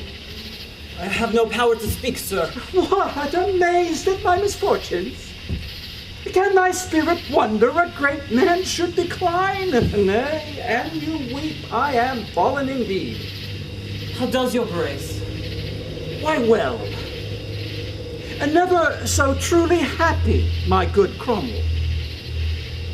I know myself now, and I feel within me a peace above all earthly dignities, a still and quiet conscience. The king has cured me. I humbly thank his grace, and from these shoulders, these ruined pillars, out of pity, taking a load would sink a navy. Too much honor. Oh, 'tis a burden, Cromwell. 'Tis a burden too heavy for a man that hopes for heaven. I am glad your grace has made that right use of it. I hope I have. I am able now, methinks, out of a fortitude of soul I feel, to endure more miseries and greater far than my weak-hearted enemies dare offer. What's news abroad? The heaviest and the worst is your displeasure with the king. God bless him. The next is that Sir Thomas More is chosen Lord Chancellor in your place. That's somewhat sudden. But he's a learned man. May he continue long in his highness's favor and do justice for truth's sake and his conscience, that his bones, when he has run his course and sleeps in blessings, may have a tomb of orphans' tears wept on him. What more? That Cranmer is returned with welcome, installed Lord Archbishop of Canterbury. That's news indeed. Last, that the Lady Anne, whom the king hath in secrecy long married, this day was viewed in open as his queen, going to chapel, and the voice is now only about her coronation. There was the weight that pulled me down. Oh, Cromwell, the king has gone beyond me. All my glories in that one woman I have lost forever. No son shall ever usher forth mine honors, or gild again the noble troops that waited upon my smile. Go. Get thee from me, Cromwell. I am a poor fallen man, unworthy now to be thy lord and master. Seek the king, neglect him not. Make use now and provide for thine own future safety. Oh, my lord, must I then leave you? Must I needs forgo so good, so noble, and so true a master? Bear witness, all that have not hearts of iron, with what a sorrow Cromwell leaves his lord. The king shall have my service, but my prayers forever and forever shall be yours. Cromwell, I did not think to shed a tear in all my miseries, but thou hast forced me out of thy honest truth to play the woman. Let's dry our eyes. And thus far hear me, Cromwell. And when I am forgotten, as I shall be, and sleep in dull cold marble, where no mention of me more must be heard of, say, I taught thee. Say, Wolsey, that once trod the ways of glory and sounded all the depths and shoals of honor, found thee a way out of his wreck to rise in, a sure and safe one, though thy master missed it. Mark but my fall, and that ruined me. Cromwell, I charge thee, fling away ambition. By that sin fell the angels. How can man then, the image of his maker, hope to win by it? Love thyself last. Cherish those hearts that hate thee. Corruption wins not more than honesty. Still in thy right hand carry gentle peace to silence envious tongues. Be just and fear not. Let all the ends thou aimst at be thy country's, thy gods, and truths. Then if thou fallest, O Cromwell, thou fallest a blessed martyr. Serve the king and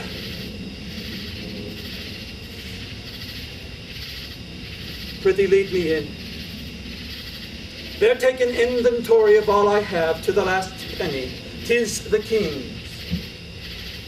My robe and my integrity to heaven is all I dare now call my own. Oh, Cromwell, Cromwell, had I but served my God with half the zeal I served my king, he would not in mine age have left me naked to mine enemies. Good sir, have patience. So I have. Farewell the hopes of court. My hopes in heaven do dwell.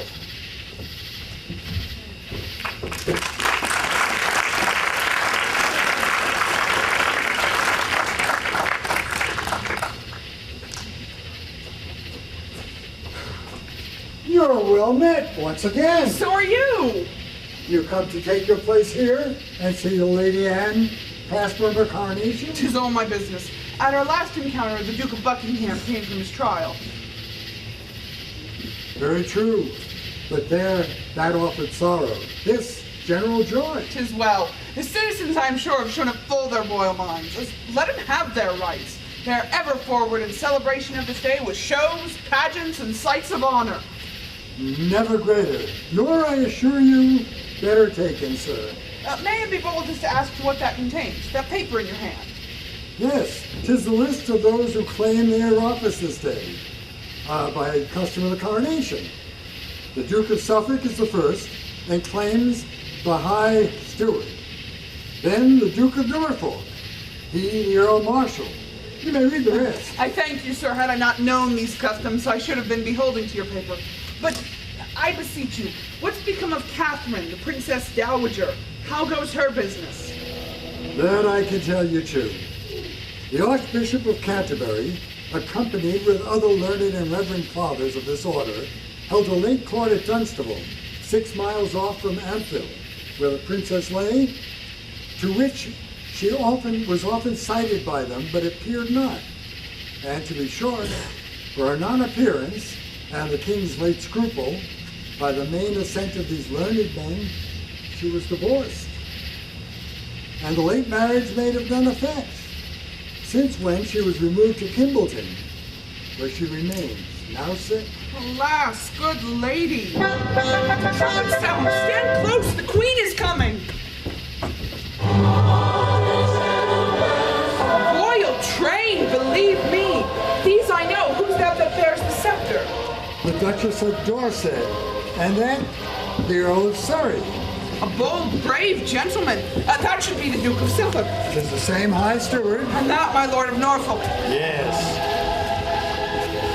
Heaven bless thee. That has the sweetest face I ever looked on.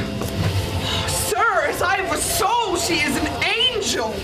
Oh, our king has all the Indies in his arms, and more and richer when he strains that lady. Oh, I cannot blame his conscience. Those that bear the cloth of honor over her are 4 barons of the Cinque Ports. Those men are happy. So are all are near her.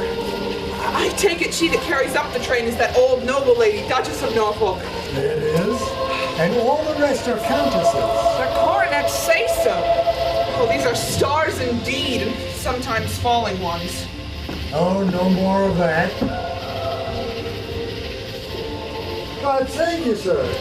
And where have you been burning? Among the crowd of the abbey, where a finger could not be wedged in more. I am stifled with the mere rankness of their joy. You saw the ceremony? That I did. How was it? Well, worth the seeing. Good sir, speak it to us. As well as I am able. The rich stream of lords and ladies, having brought the queen to a prepared place in the choir, fell off a distance from her, while her grace sat down to rest a while, some half an hour or so, in a rich chair of state, opposing freely the beauty of her person to the people. Believe me, sir, she is the goodliest woman that ever lay by a man, which, when the people had the full view of, such a noise arose as the shrouds make at sea in a stiff tempest, as loud and to as many tunes. Hats, cloaks, doublets, I think, flew up, and had their faces been loose, this day they had been lost. Such joy I never saw before. Great-bellied women that had not half a week to go, like rams in the old time of war, would shake the press and make 'em reel before 'em. No man living could say, "This is my wife," there. All were woven so strangely in one piece. But what followed?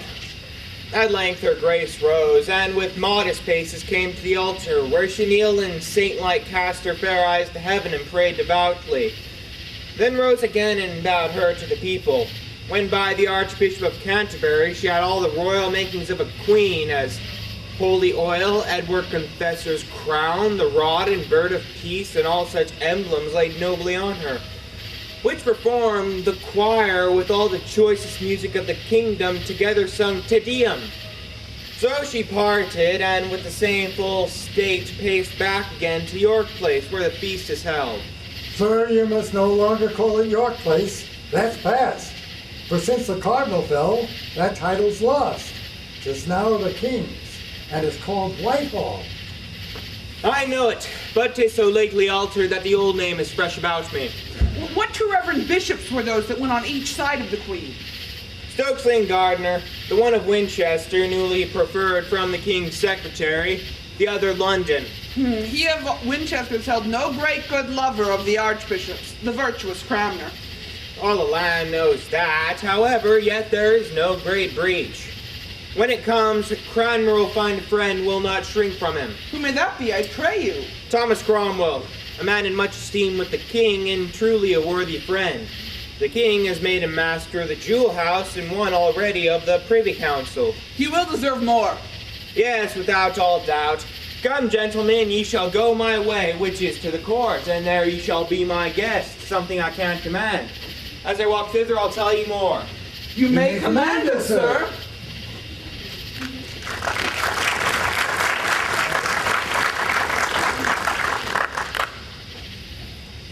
How does your grace? Oh, Griffith, sick to death.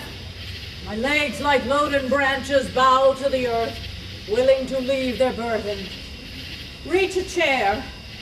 So now methinks I feel a little ease. Didst thou not tell me, Griffith, as thou leddest me, that the great child of honor, Cardinal Wolsey, was dead?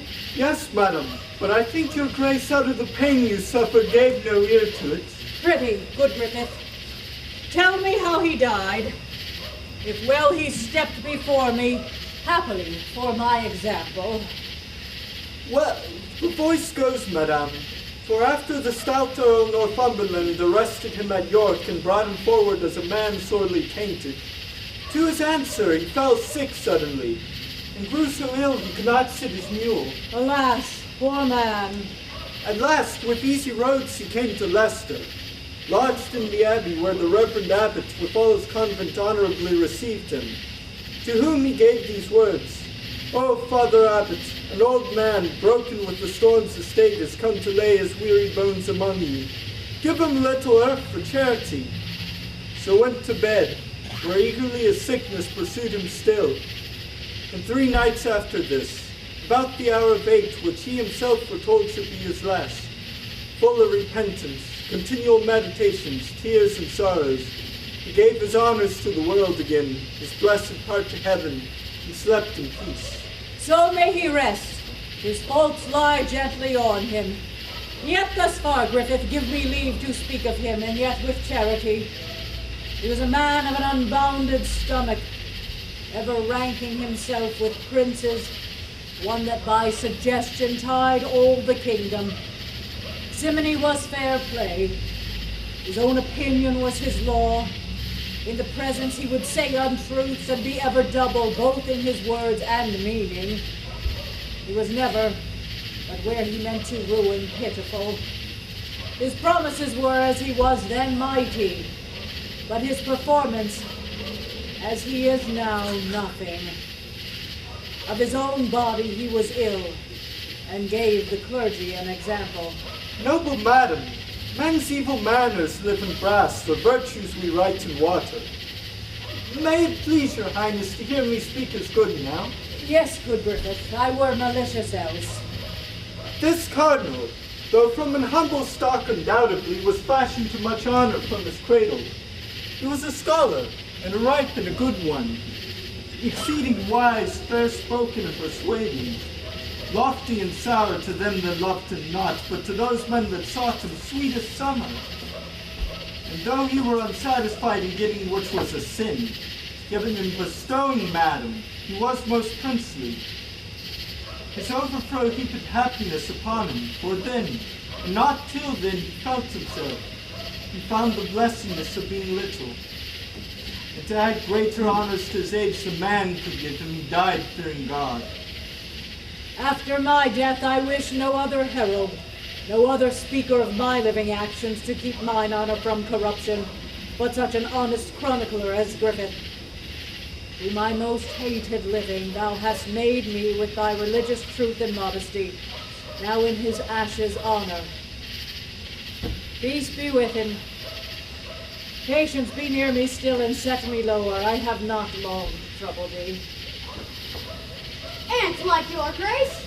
You are a saucy fellow. Deserve we no more reverence? You are to blame, knowing she will not lose her wanted greatness to use so rude behavior. Go to, kneel! Pardon, my haste has made me unmannerly. There is staying a gentleman sent to see you from the king. Admit him entrance, Griffith, but this fellow let me ne'er see again.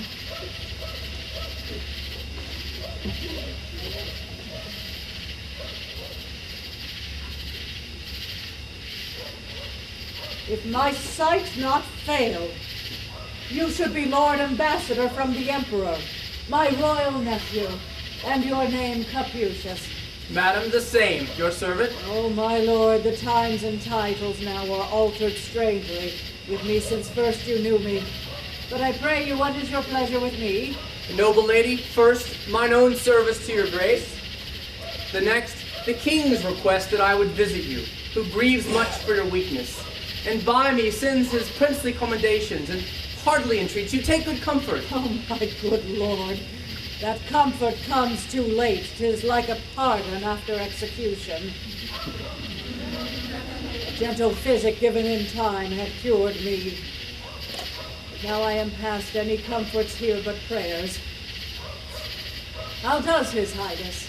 Madam, in good health. So may he ever do and ever flourish. When I shall dwell with worms and my poor name banish the kingdom. Patience, is that letter I caused you write sent away? No, madam. Sir, I most humbly pray you to deliver this to my lord the king. Most willing, madam. In which I have commended to his goodness the model of our chaste loves, his young daughter. The dews of heaven fall thick in blessings on her, beseeching him to give her virtuous breeding. She is young and of a noble and modest nature. I hope she will deserve well, and a little to love her for her mother's sake that loved him, heaven knows how dearly. My next poor petition is that his noble grace would have some pity upon my wretched women that so long have followed both my fortunes faithfully, of which there is not one, I dare avow, and now I should not lie, but will deserve for virtue and true beauty of the soul, for honesty and decent carriage, a right good husband. Let him be a noble, and sure those men are happy that shall have him. The last is for my men. They are the poorest, but poverty could never draw them from me. They that have made their wages duly paid them, and something over to remember me by. If heaven had pleased to have given me longer life and able means, we had not parted thus. These are the whole contents, and good my lord, by that you love the dearest in this world, as you wish Christian peace to souls departed, stand these poor people's friend and urge the king to do me this last right. By heaven, I will, or let me lose the fashion of a man. I thank you, honest lord. Remember me in all humility unto his highness. Say now his long trouble is now passing out of this world. Tell him in death I blessed him, for so I will. Mine eyes grow dim. Farewell, my lord. Griffith, farewell. Nay, patience, you must not leave me yet. I must to bed. Call in more women. When I am dead, good wench, let me be used with honor. Strew me over with maiden flowers, that all the world may know I was a chaste wife to my grave. Embalm me, and lay me forth, although unqueened, yet like a queen, and daughter to a king. Inter me. I can no more.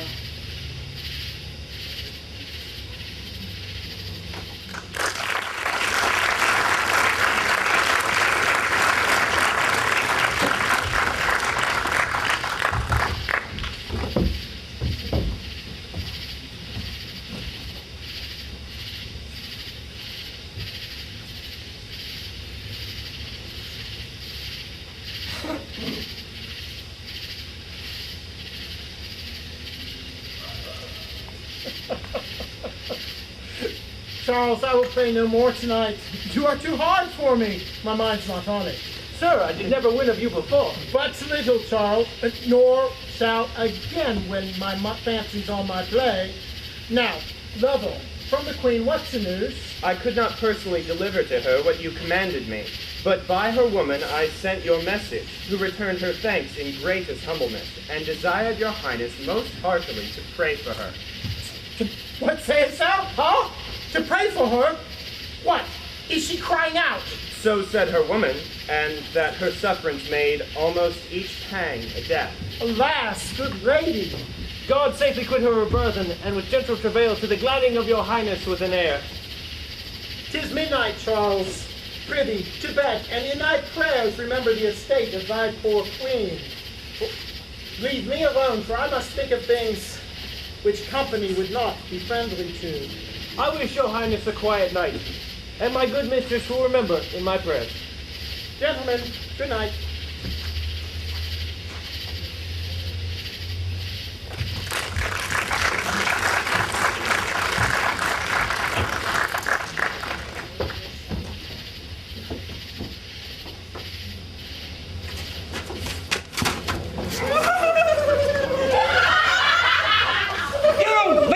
Noise anon, ye rascals! Do you take the court for Paris gardens? Ye rude slaves, leave your gaping! Lord Master, Porter, I belong to the larder. Belong to the gallows and be hanged, ye rogue! Is this a place to roar in? Fetch me a dozen Crabtree staves, and strong ones, for these are but switches to them. I'll scratch their heads. You must be seeing christenings. Do you look for ale and cakes here, you rude rascals? Pray, sir, be patient. It is as much impossible unless we sweep him from the door with cannons as to stir him, as to make him sleep on May Day morning. It should never be. We may as well push against Powell's as stir him. How got they in and be hanged? Alas, I know not. How gets the tide in? As much as one sound cudgel of 4 feet. You see the poor remainder. Could distribute. I made no spare, sir. You did nothing, sir. I am not Samson, nor Sir Guy, nor Colburn to mow him down before me. But if I spared any that had a head to hit, either young or old, he or she, cuckold or cuckold maker, let me ne'er hope to see a chine again. And that I would not for a cow. God save her. Here, Master Porter. I shall be with you presently, good Master Puppy. Keep the door close, sirrah. What would you have me do? What should you do but knock them down by the dozens? Is this more fearsome muster in, or have we some strange Indian with a great tool come to court so women besiege us so? Bless me, what a fry of fornication is this? On my Christian conscience, this one christening will beget 1,000. There will be father and godfather and all together. The spoons will be the bigger, sir. There is a fellow somewhat near the door. He should be a brazier by his face, for of my conscience, 20 of the dog days now reign in his nose. The rest all stand under the line. They need no other penance. That fire drink did I hit upon the head 3 times, and 3 times was his nose discharged against me. He stands there like a mortar piece to blow us. There was a haberdasher's wife of small wit somewhat near him, who railed upon me till her pink porringer fell off her head for kindling in such a state. I missed the meteor 1 time and hit that lady, who cried out, "Gloves!" And I might see from far some 40 truncheons drawn to her succor, which were the hope of the strand where she was quartered. They fell on. I made good my state. At last, they came to the broomstaff to me. I defied them still. When suddenly, such a file of boys loosed a shot of pebbles that I was fain to draw mine honor in. and let him win the work. The devil was amongst them, surely, I think. These are the youths that thunder at a playhouse and fight for bitten apples that no audience but the tribulation of Tower Hill or the limbs of Limehouse their dear brothers are able to endure. I left some of them in limbo patrum, and there they are like to dance for these 3 days, besides the running of banquets of 2 beetles that was to come. Me! What a multitude are here! They grow still. What, from all parts they are coming, as if we kept a fair here.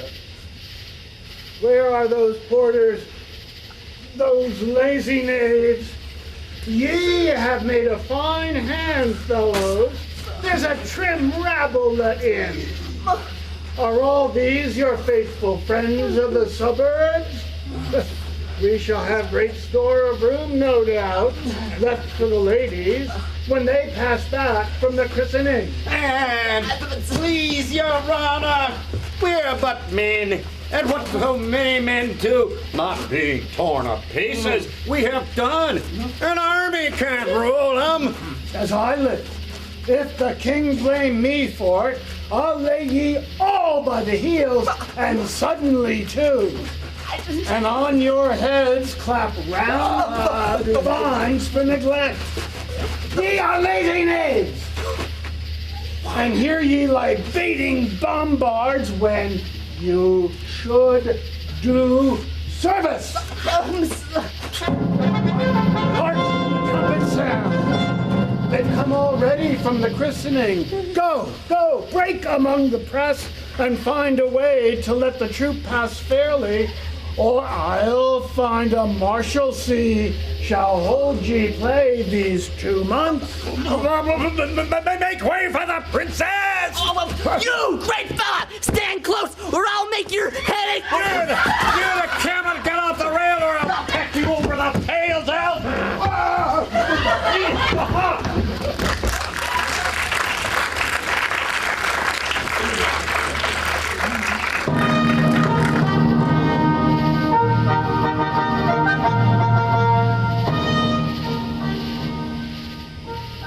Heaven, from thy endless goodness, send prosperous life, long and ever happy, to the high and mighty Princess of England, Elizabeth.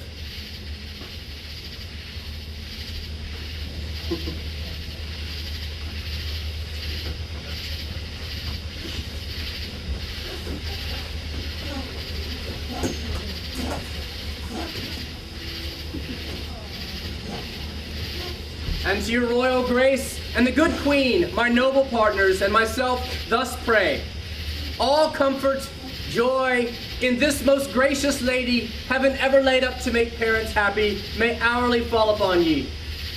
Thank you, good Lord Archbishop. What is her name? Elizabeth. Stand up, Lord. With this kiss, take my blessing. God protect thee, into whose hand I give my life. Amen.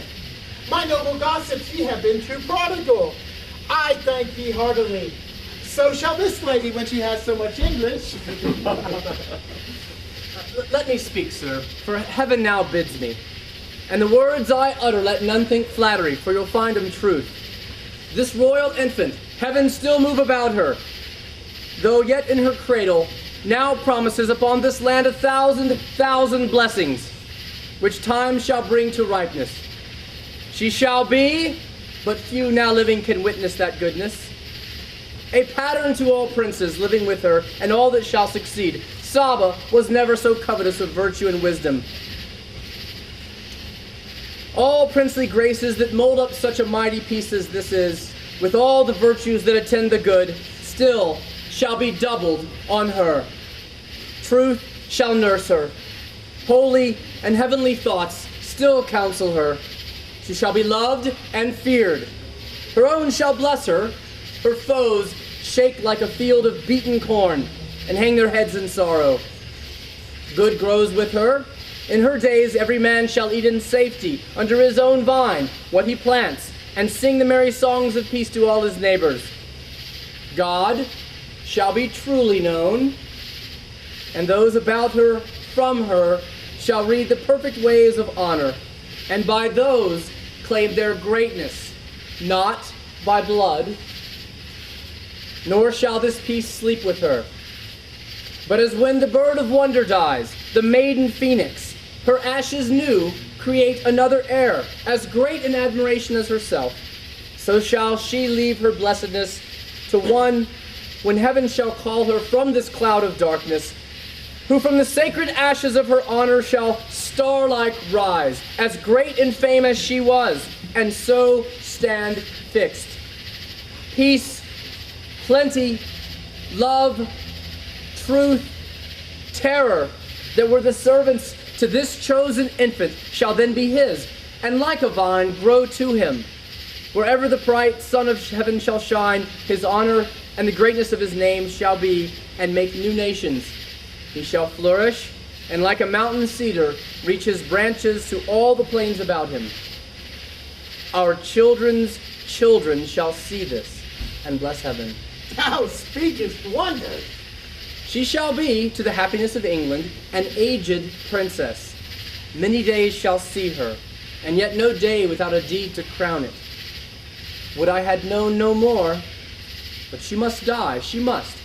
The saints must have her, yet a virgin, a most unspotted lily, shall she pass to the ground, and all the world shall mourn her.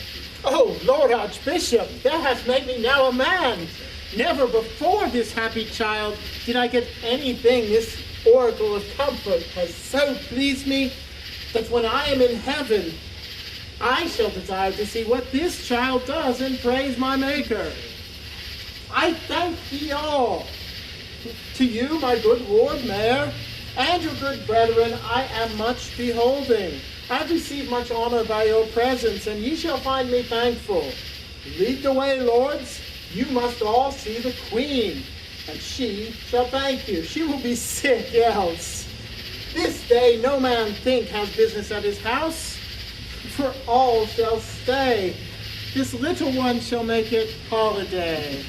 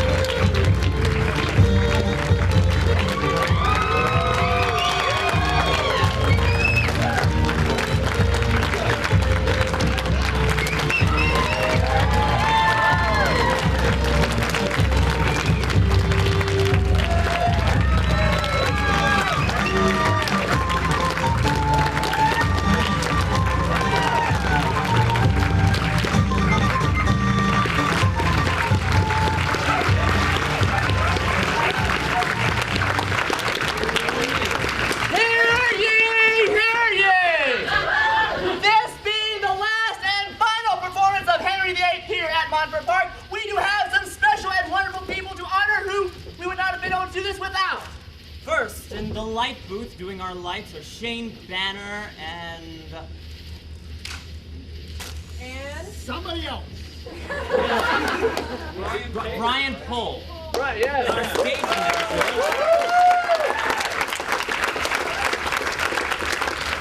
Our stage manager is Peg the Tipper. She's also at the light booth doing sound. If our director, Rhonda Parker, could come forward. Our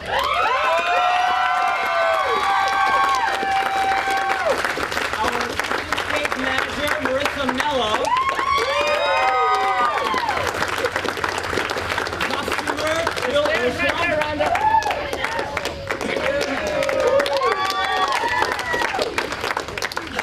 Rhonda's coming. I'm coming. And Rhonda. And Rhonda.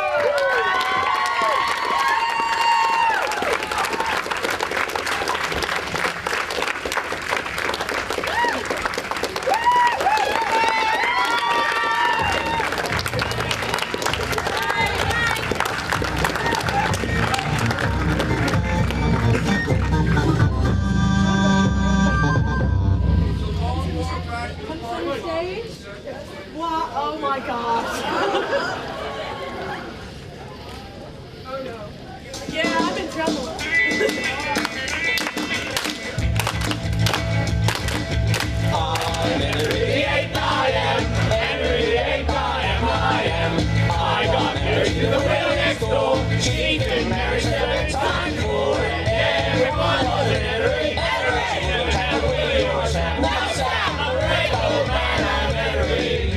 Henry the 8th I am. Second verse, second verse. I'm Henry the 8th I am. Henry the 8th I am. I'm married to the wheel next door. Chief and Mary said it's time for it. Everyone was an Henry. Henry, you couldn't tell Willie or Sam. Now Sam, a great old man, I'm Henry. Henry the 8th I am.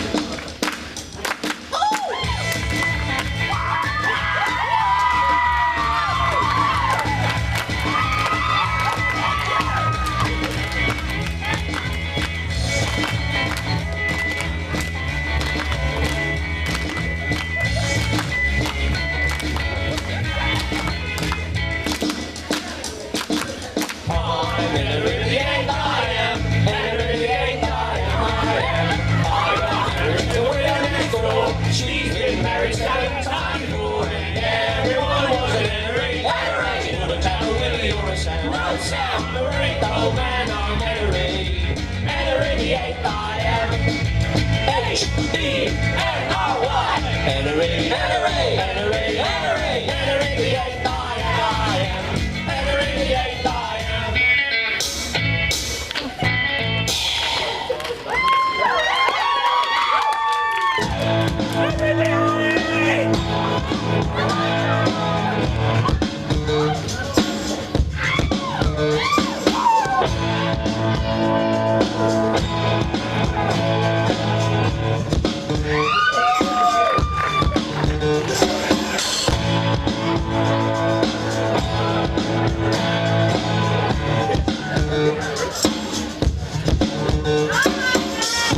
Little tip about Henry and Anne. 2 old kids growing up in England. Henry gonna be the king of Versailles and the debutante of the royal ball.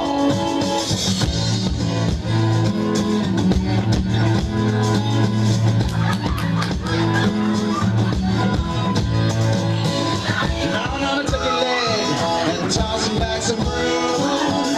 King Henry got a smile on his face, his divorce just came through. Henry says, Anne, well, don't you come and marry me. I'll write you a pretty song.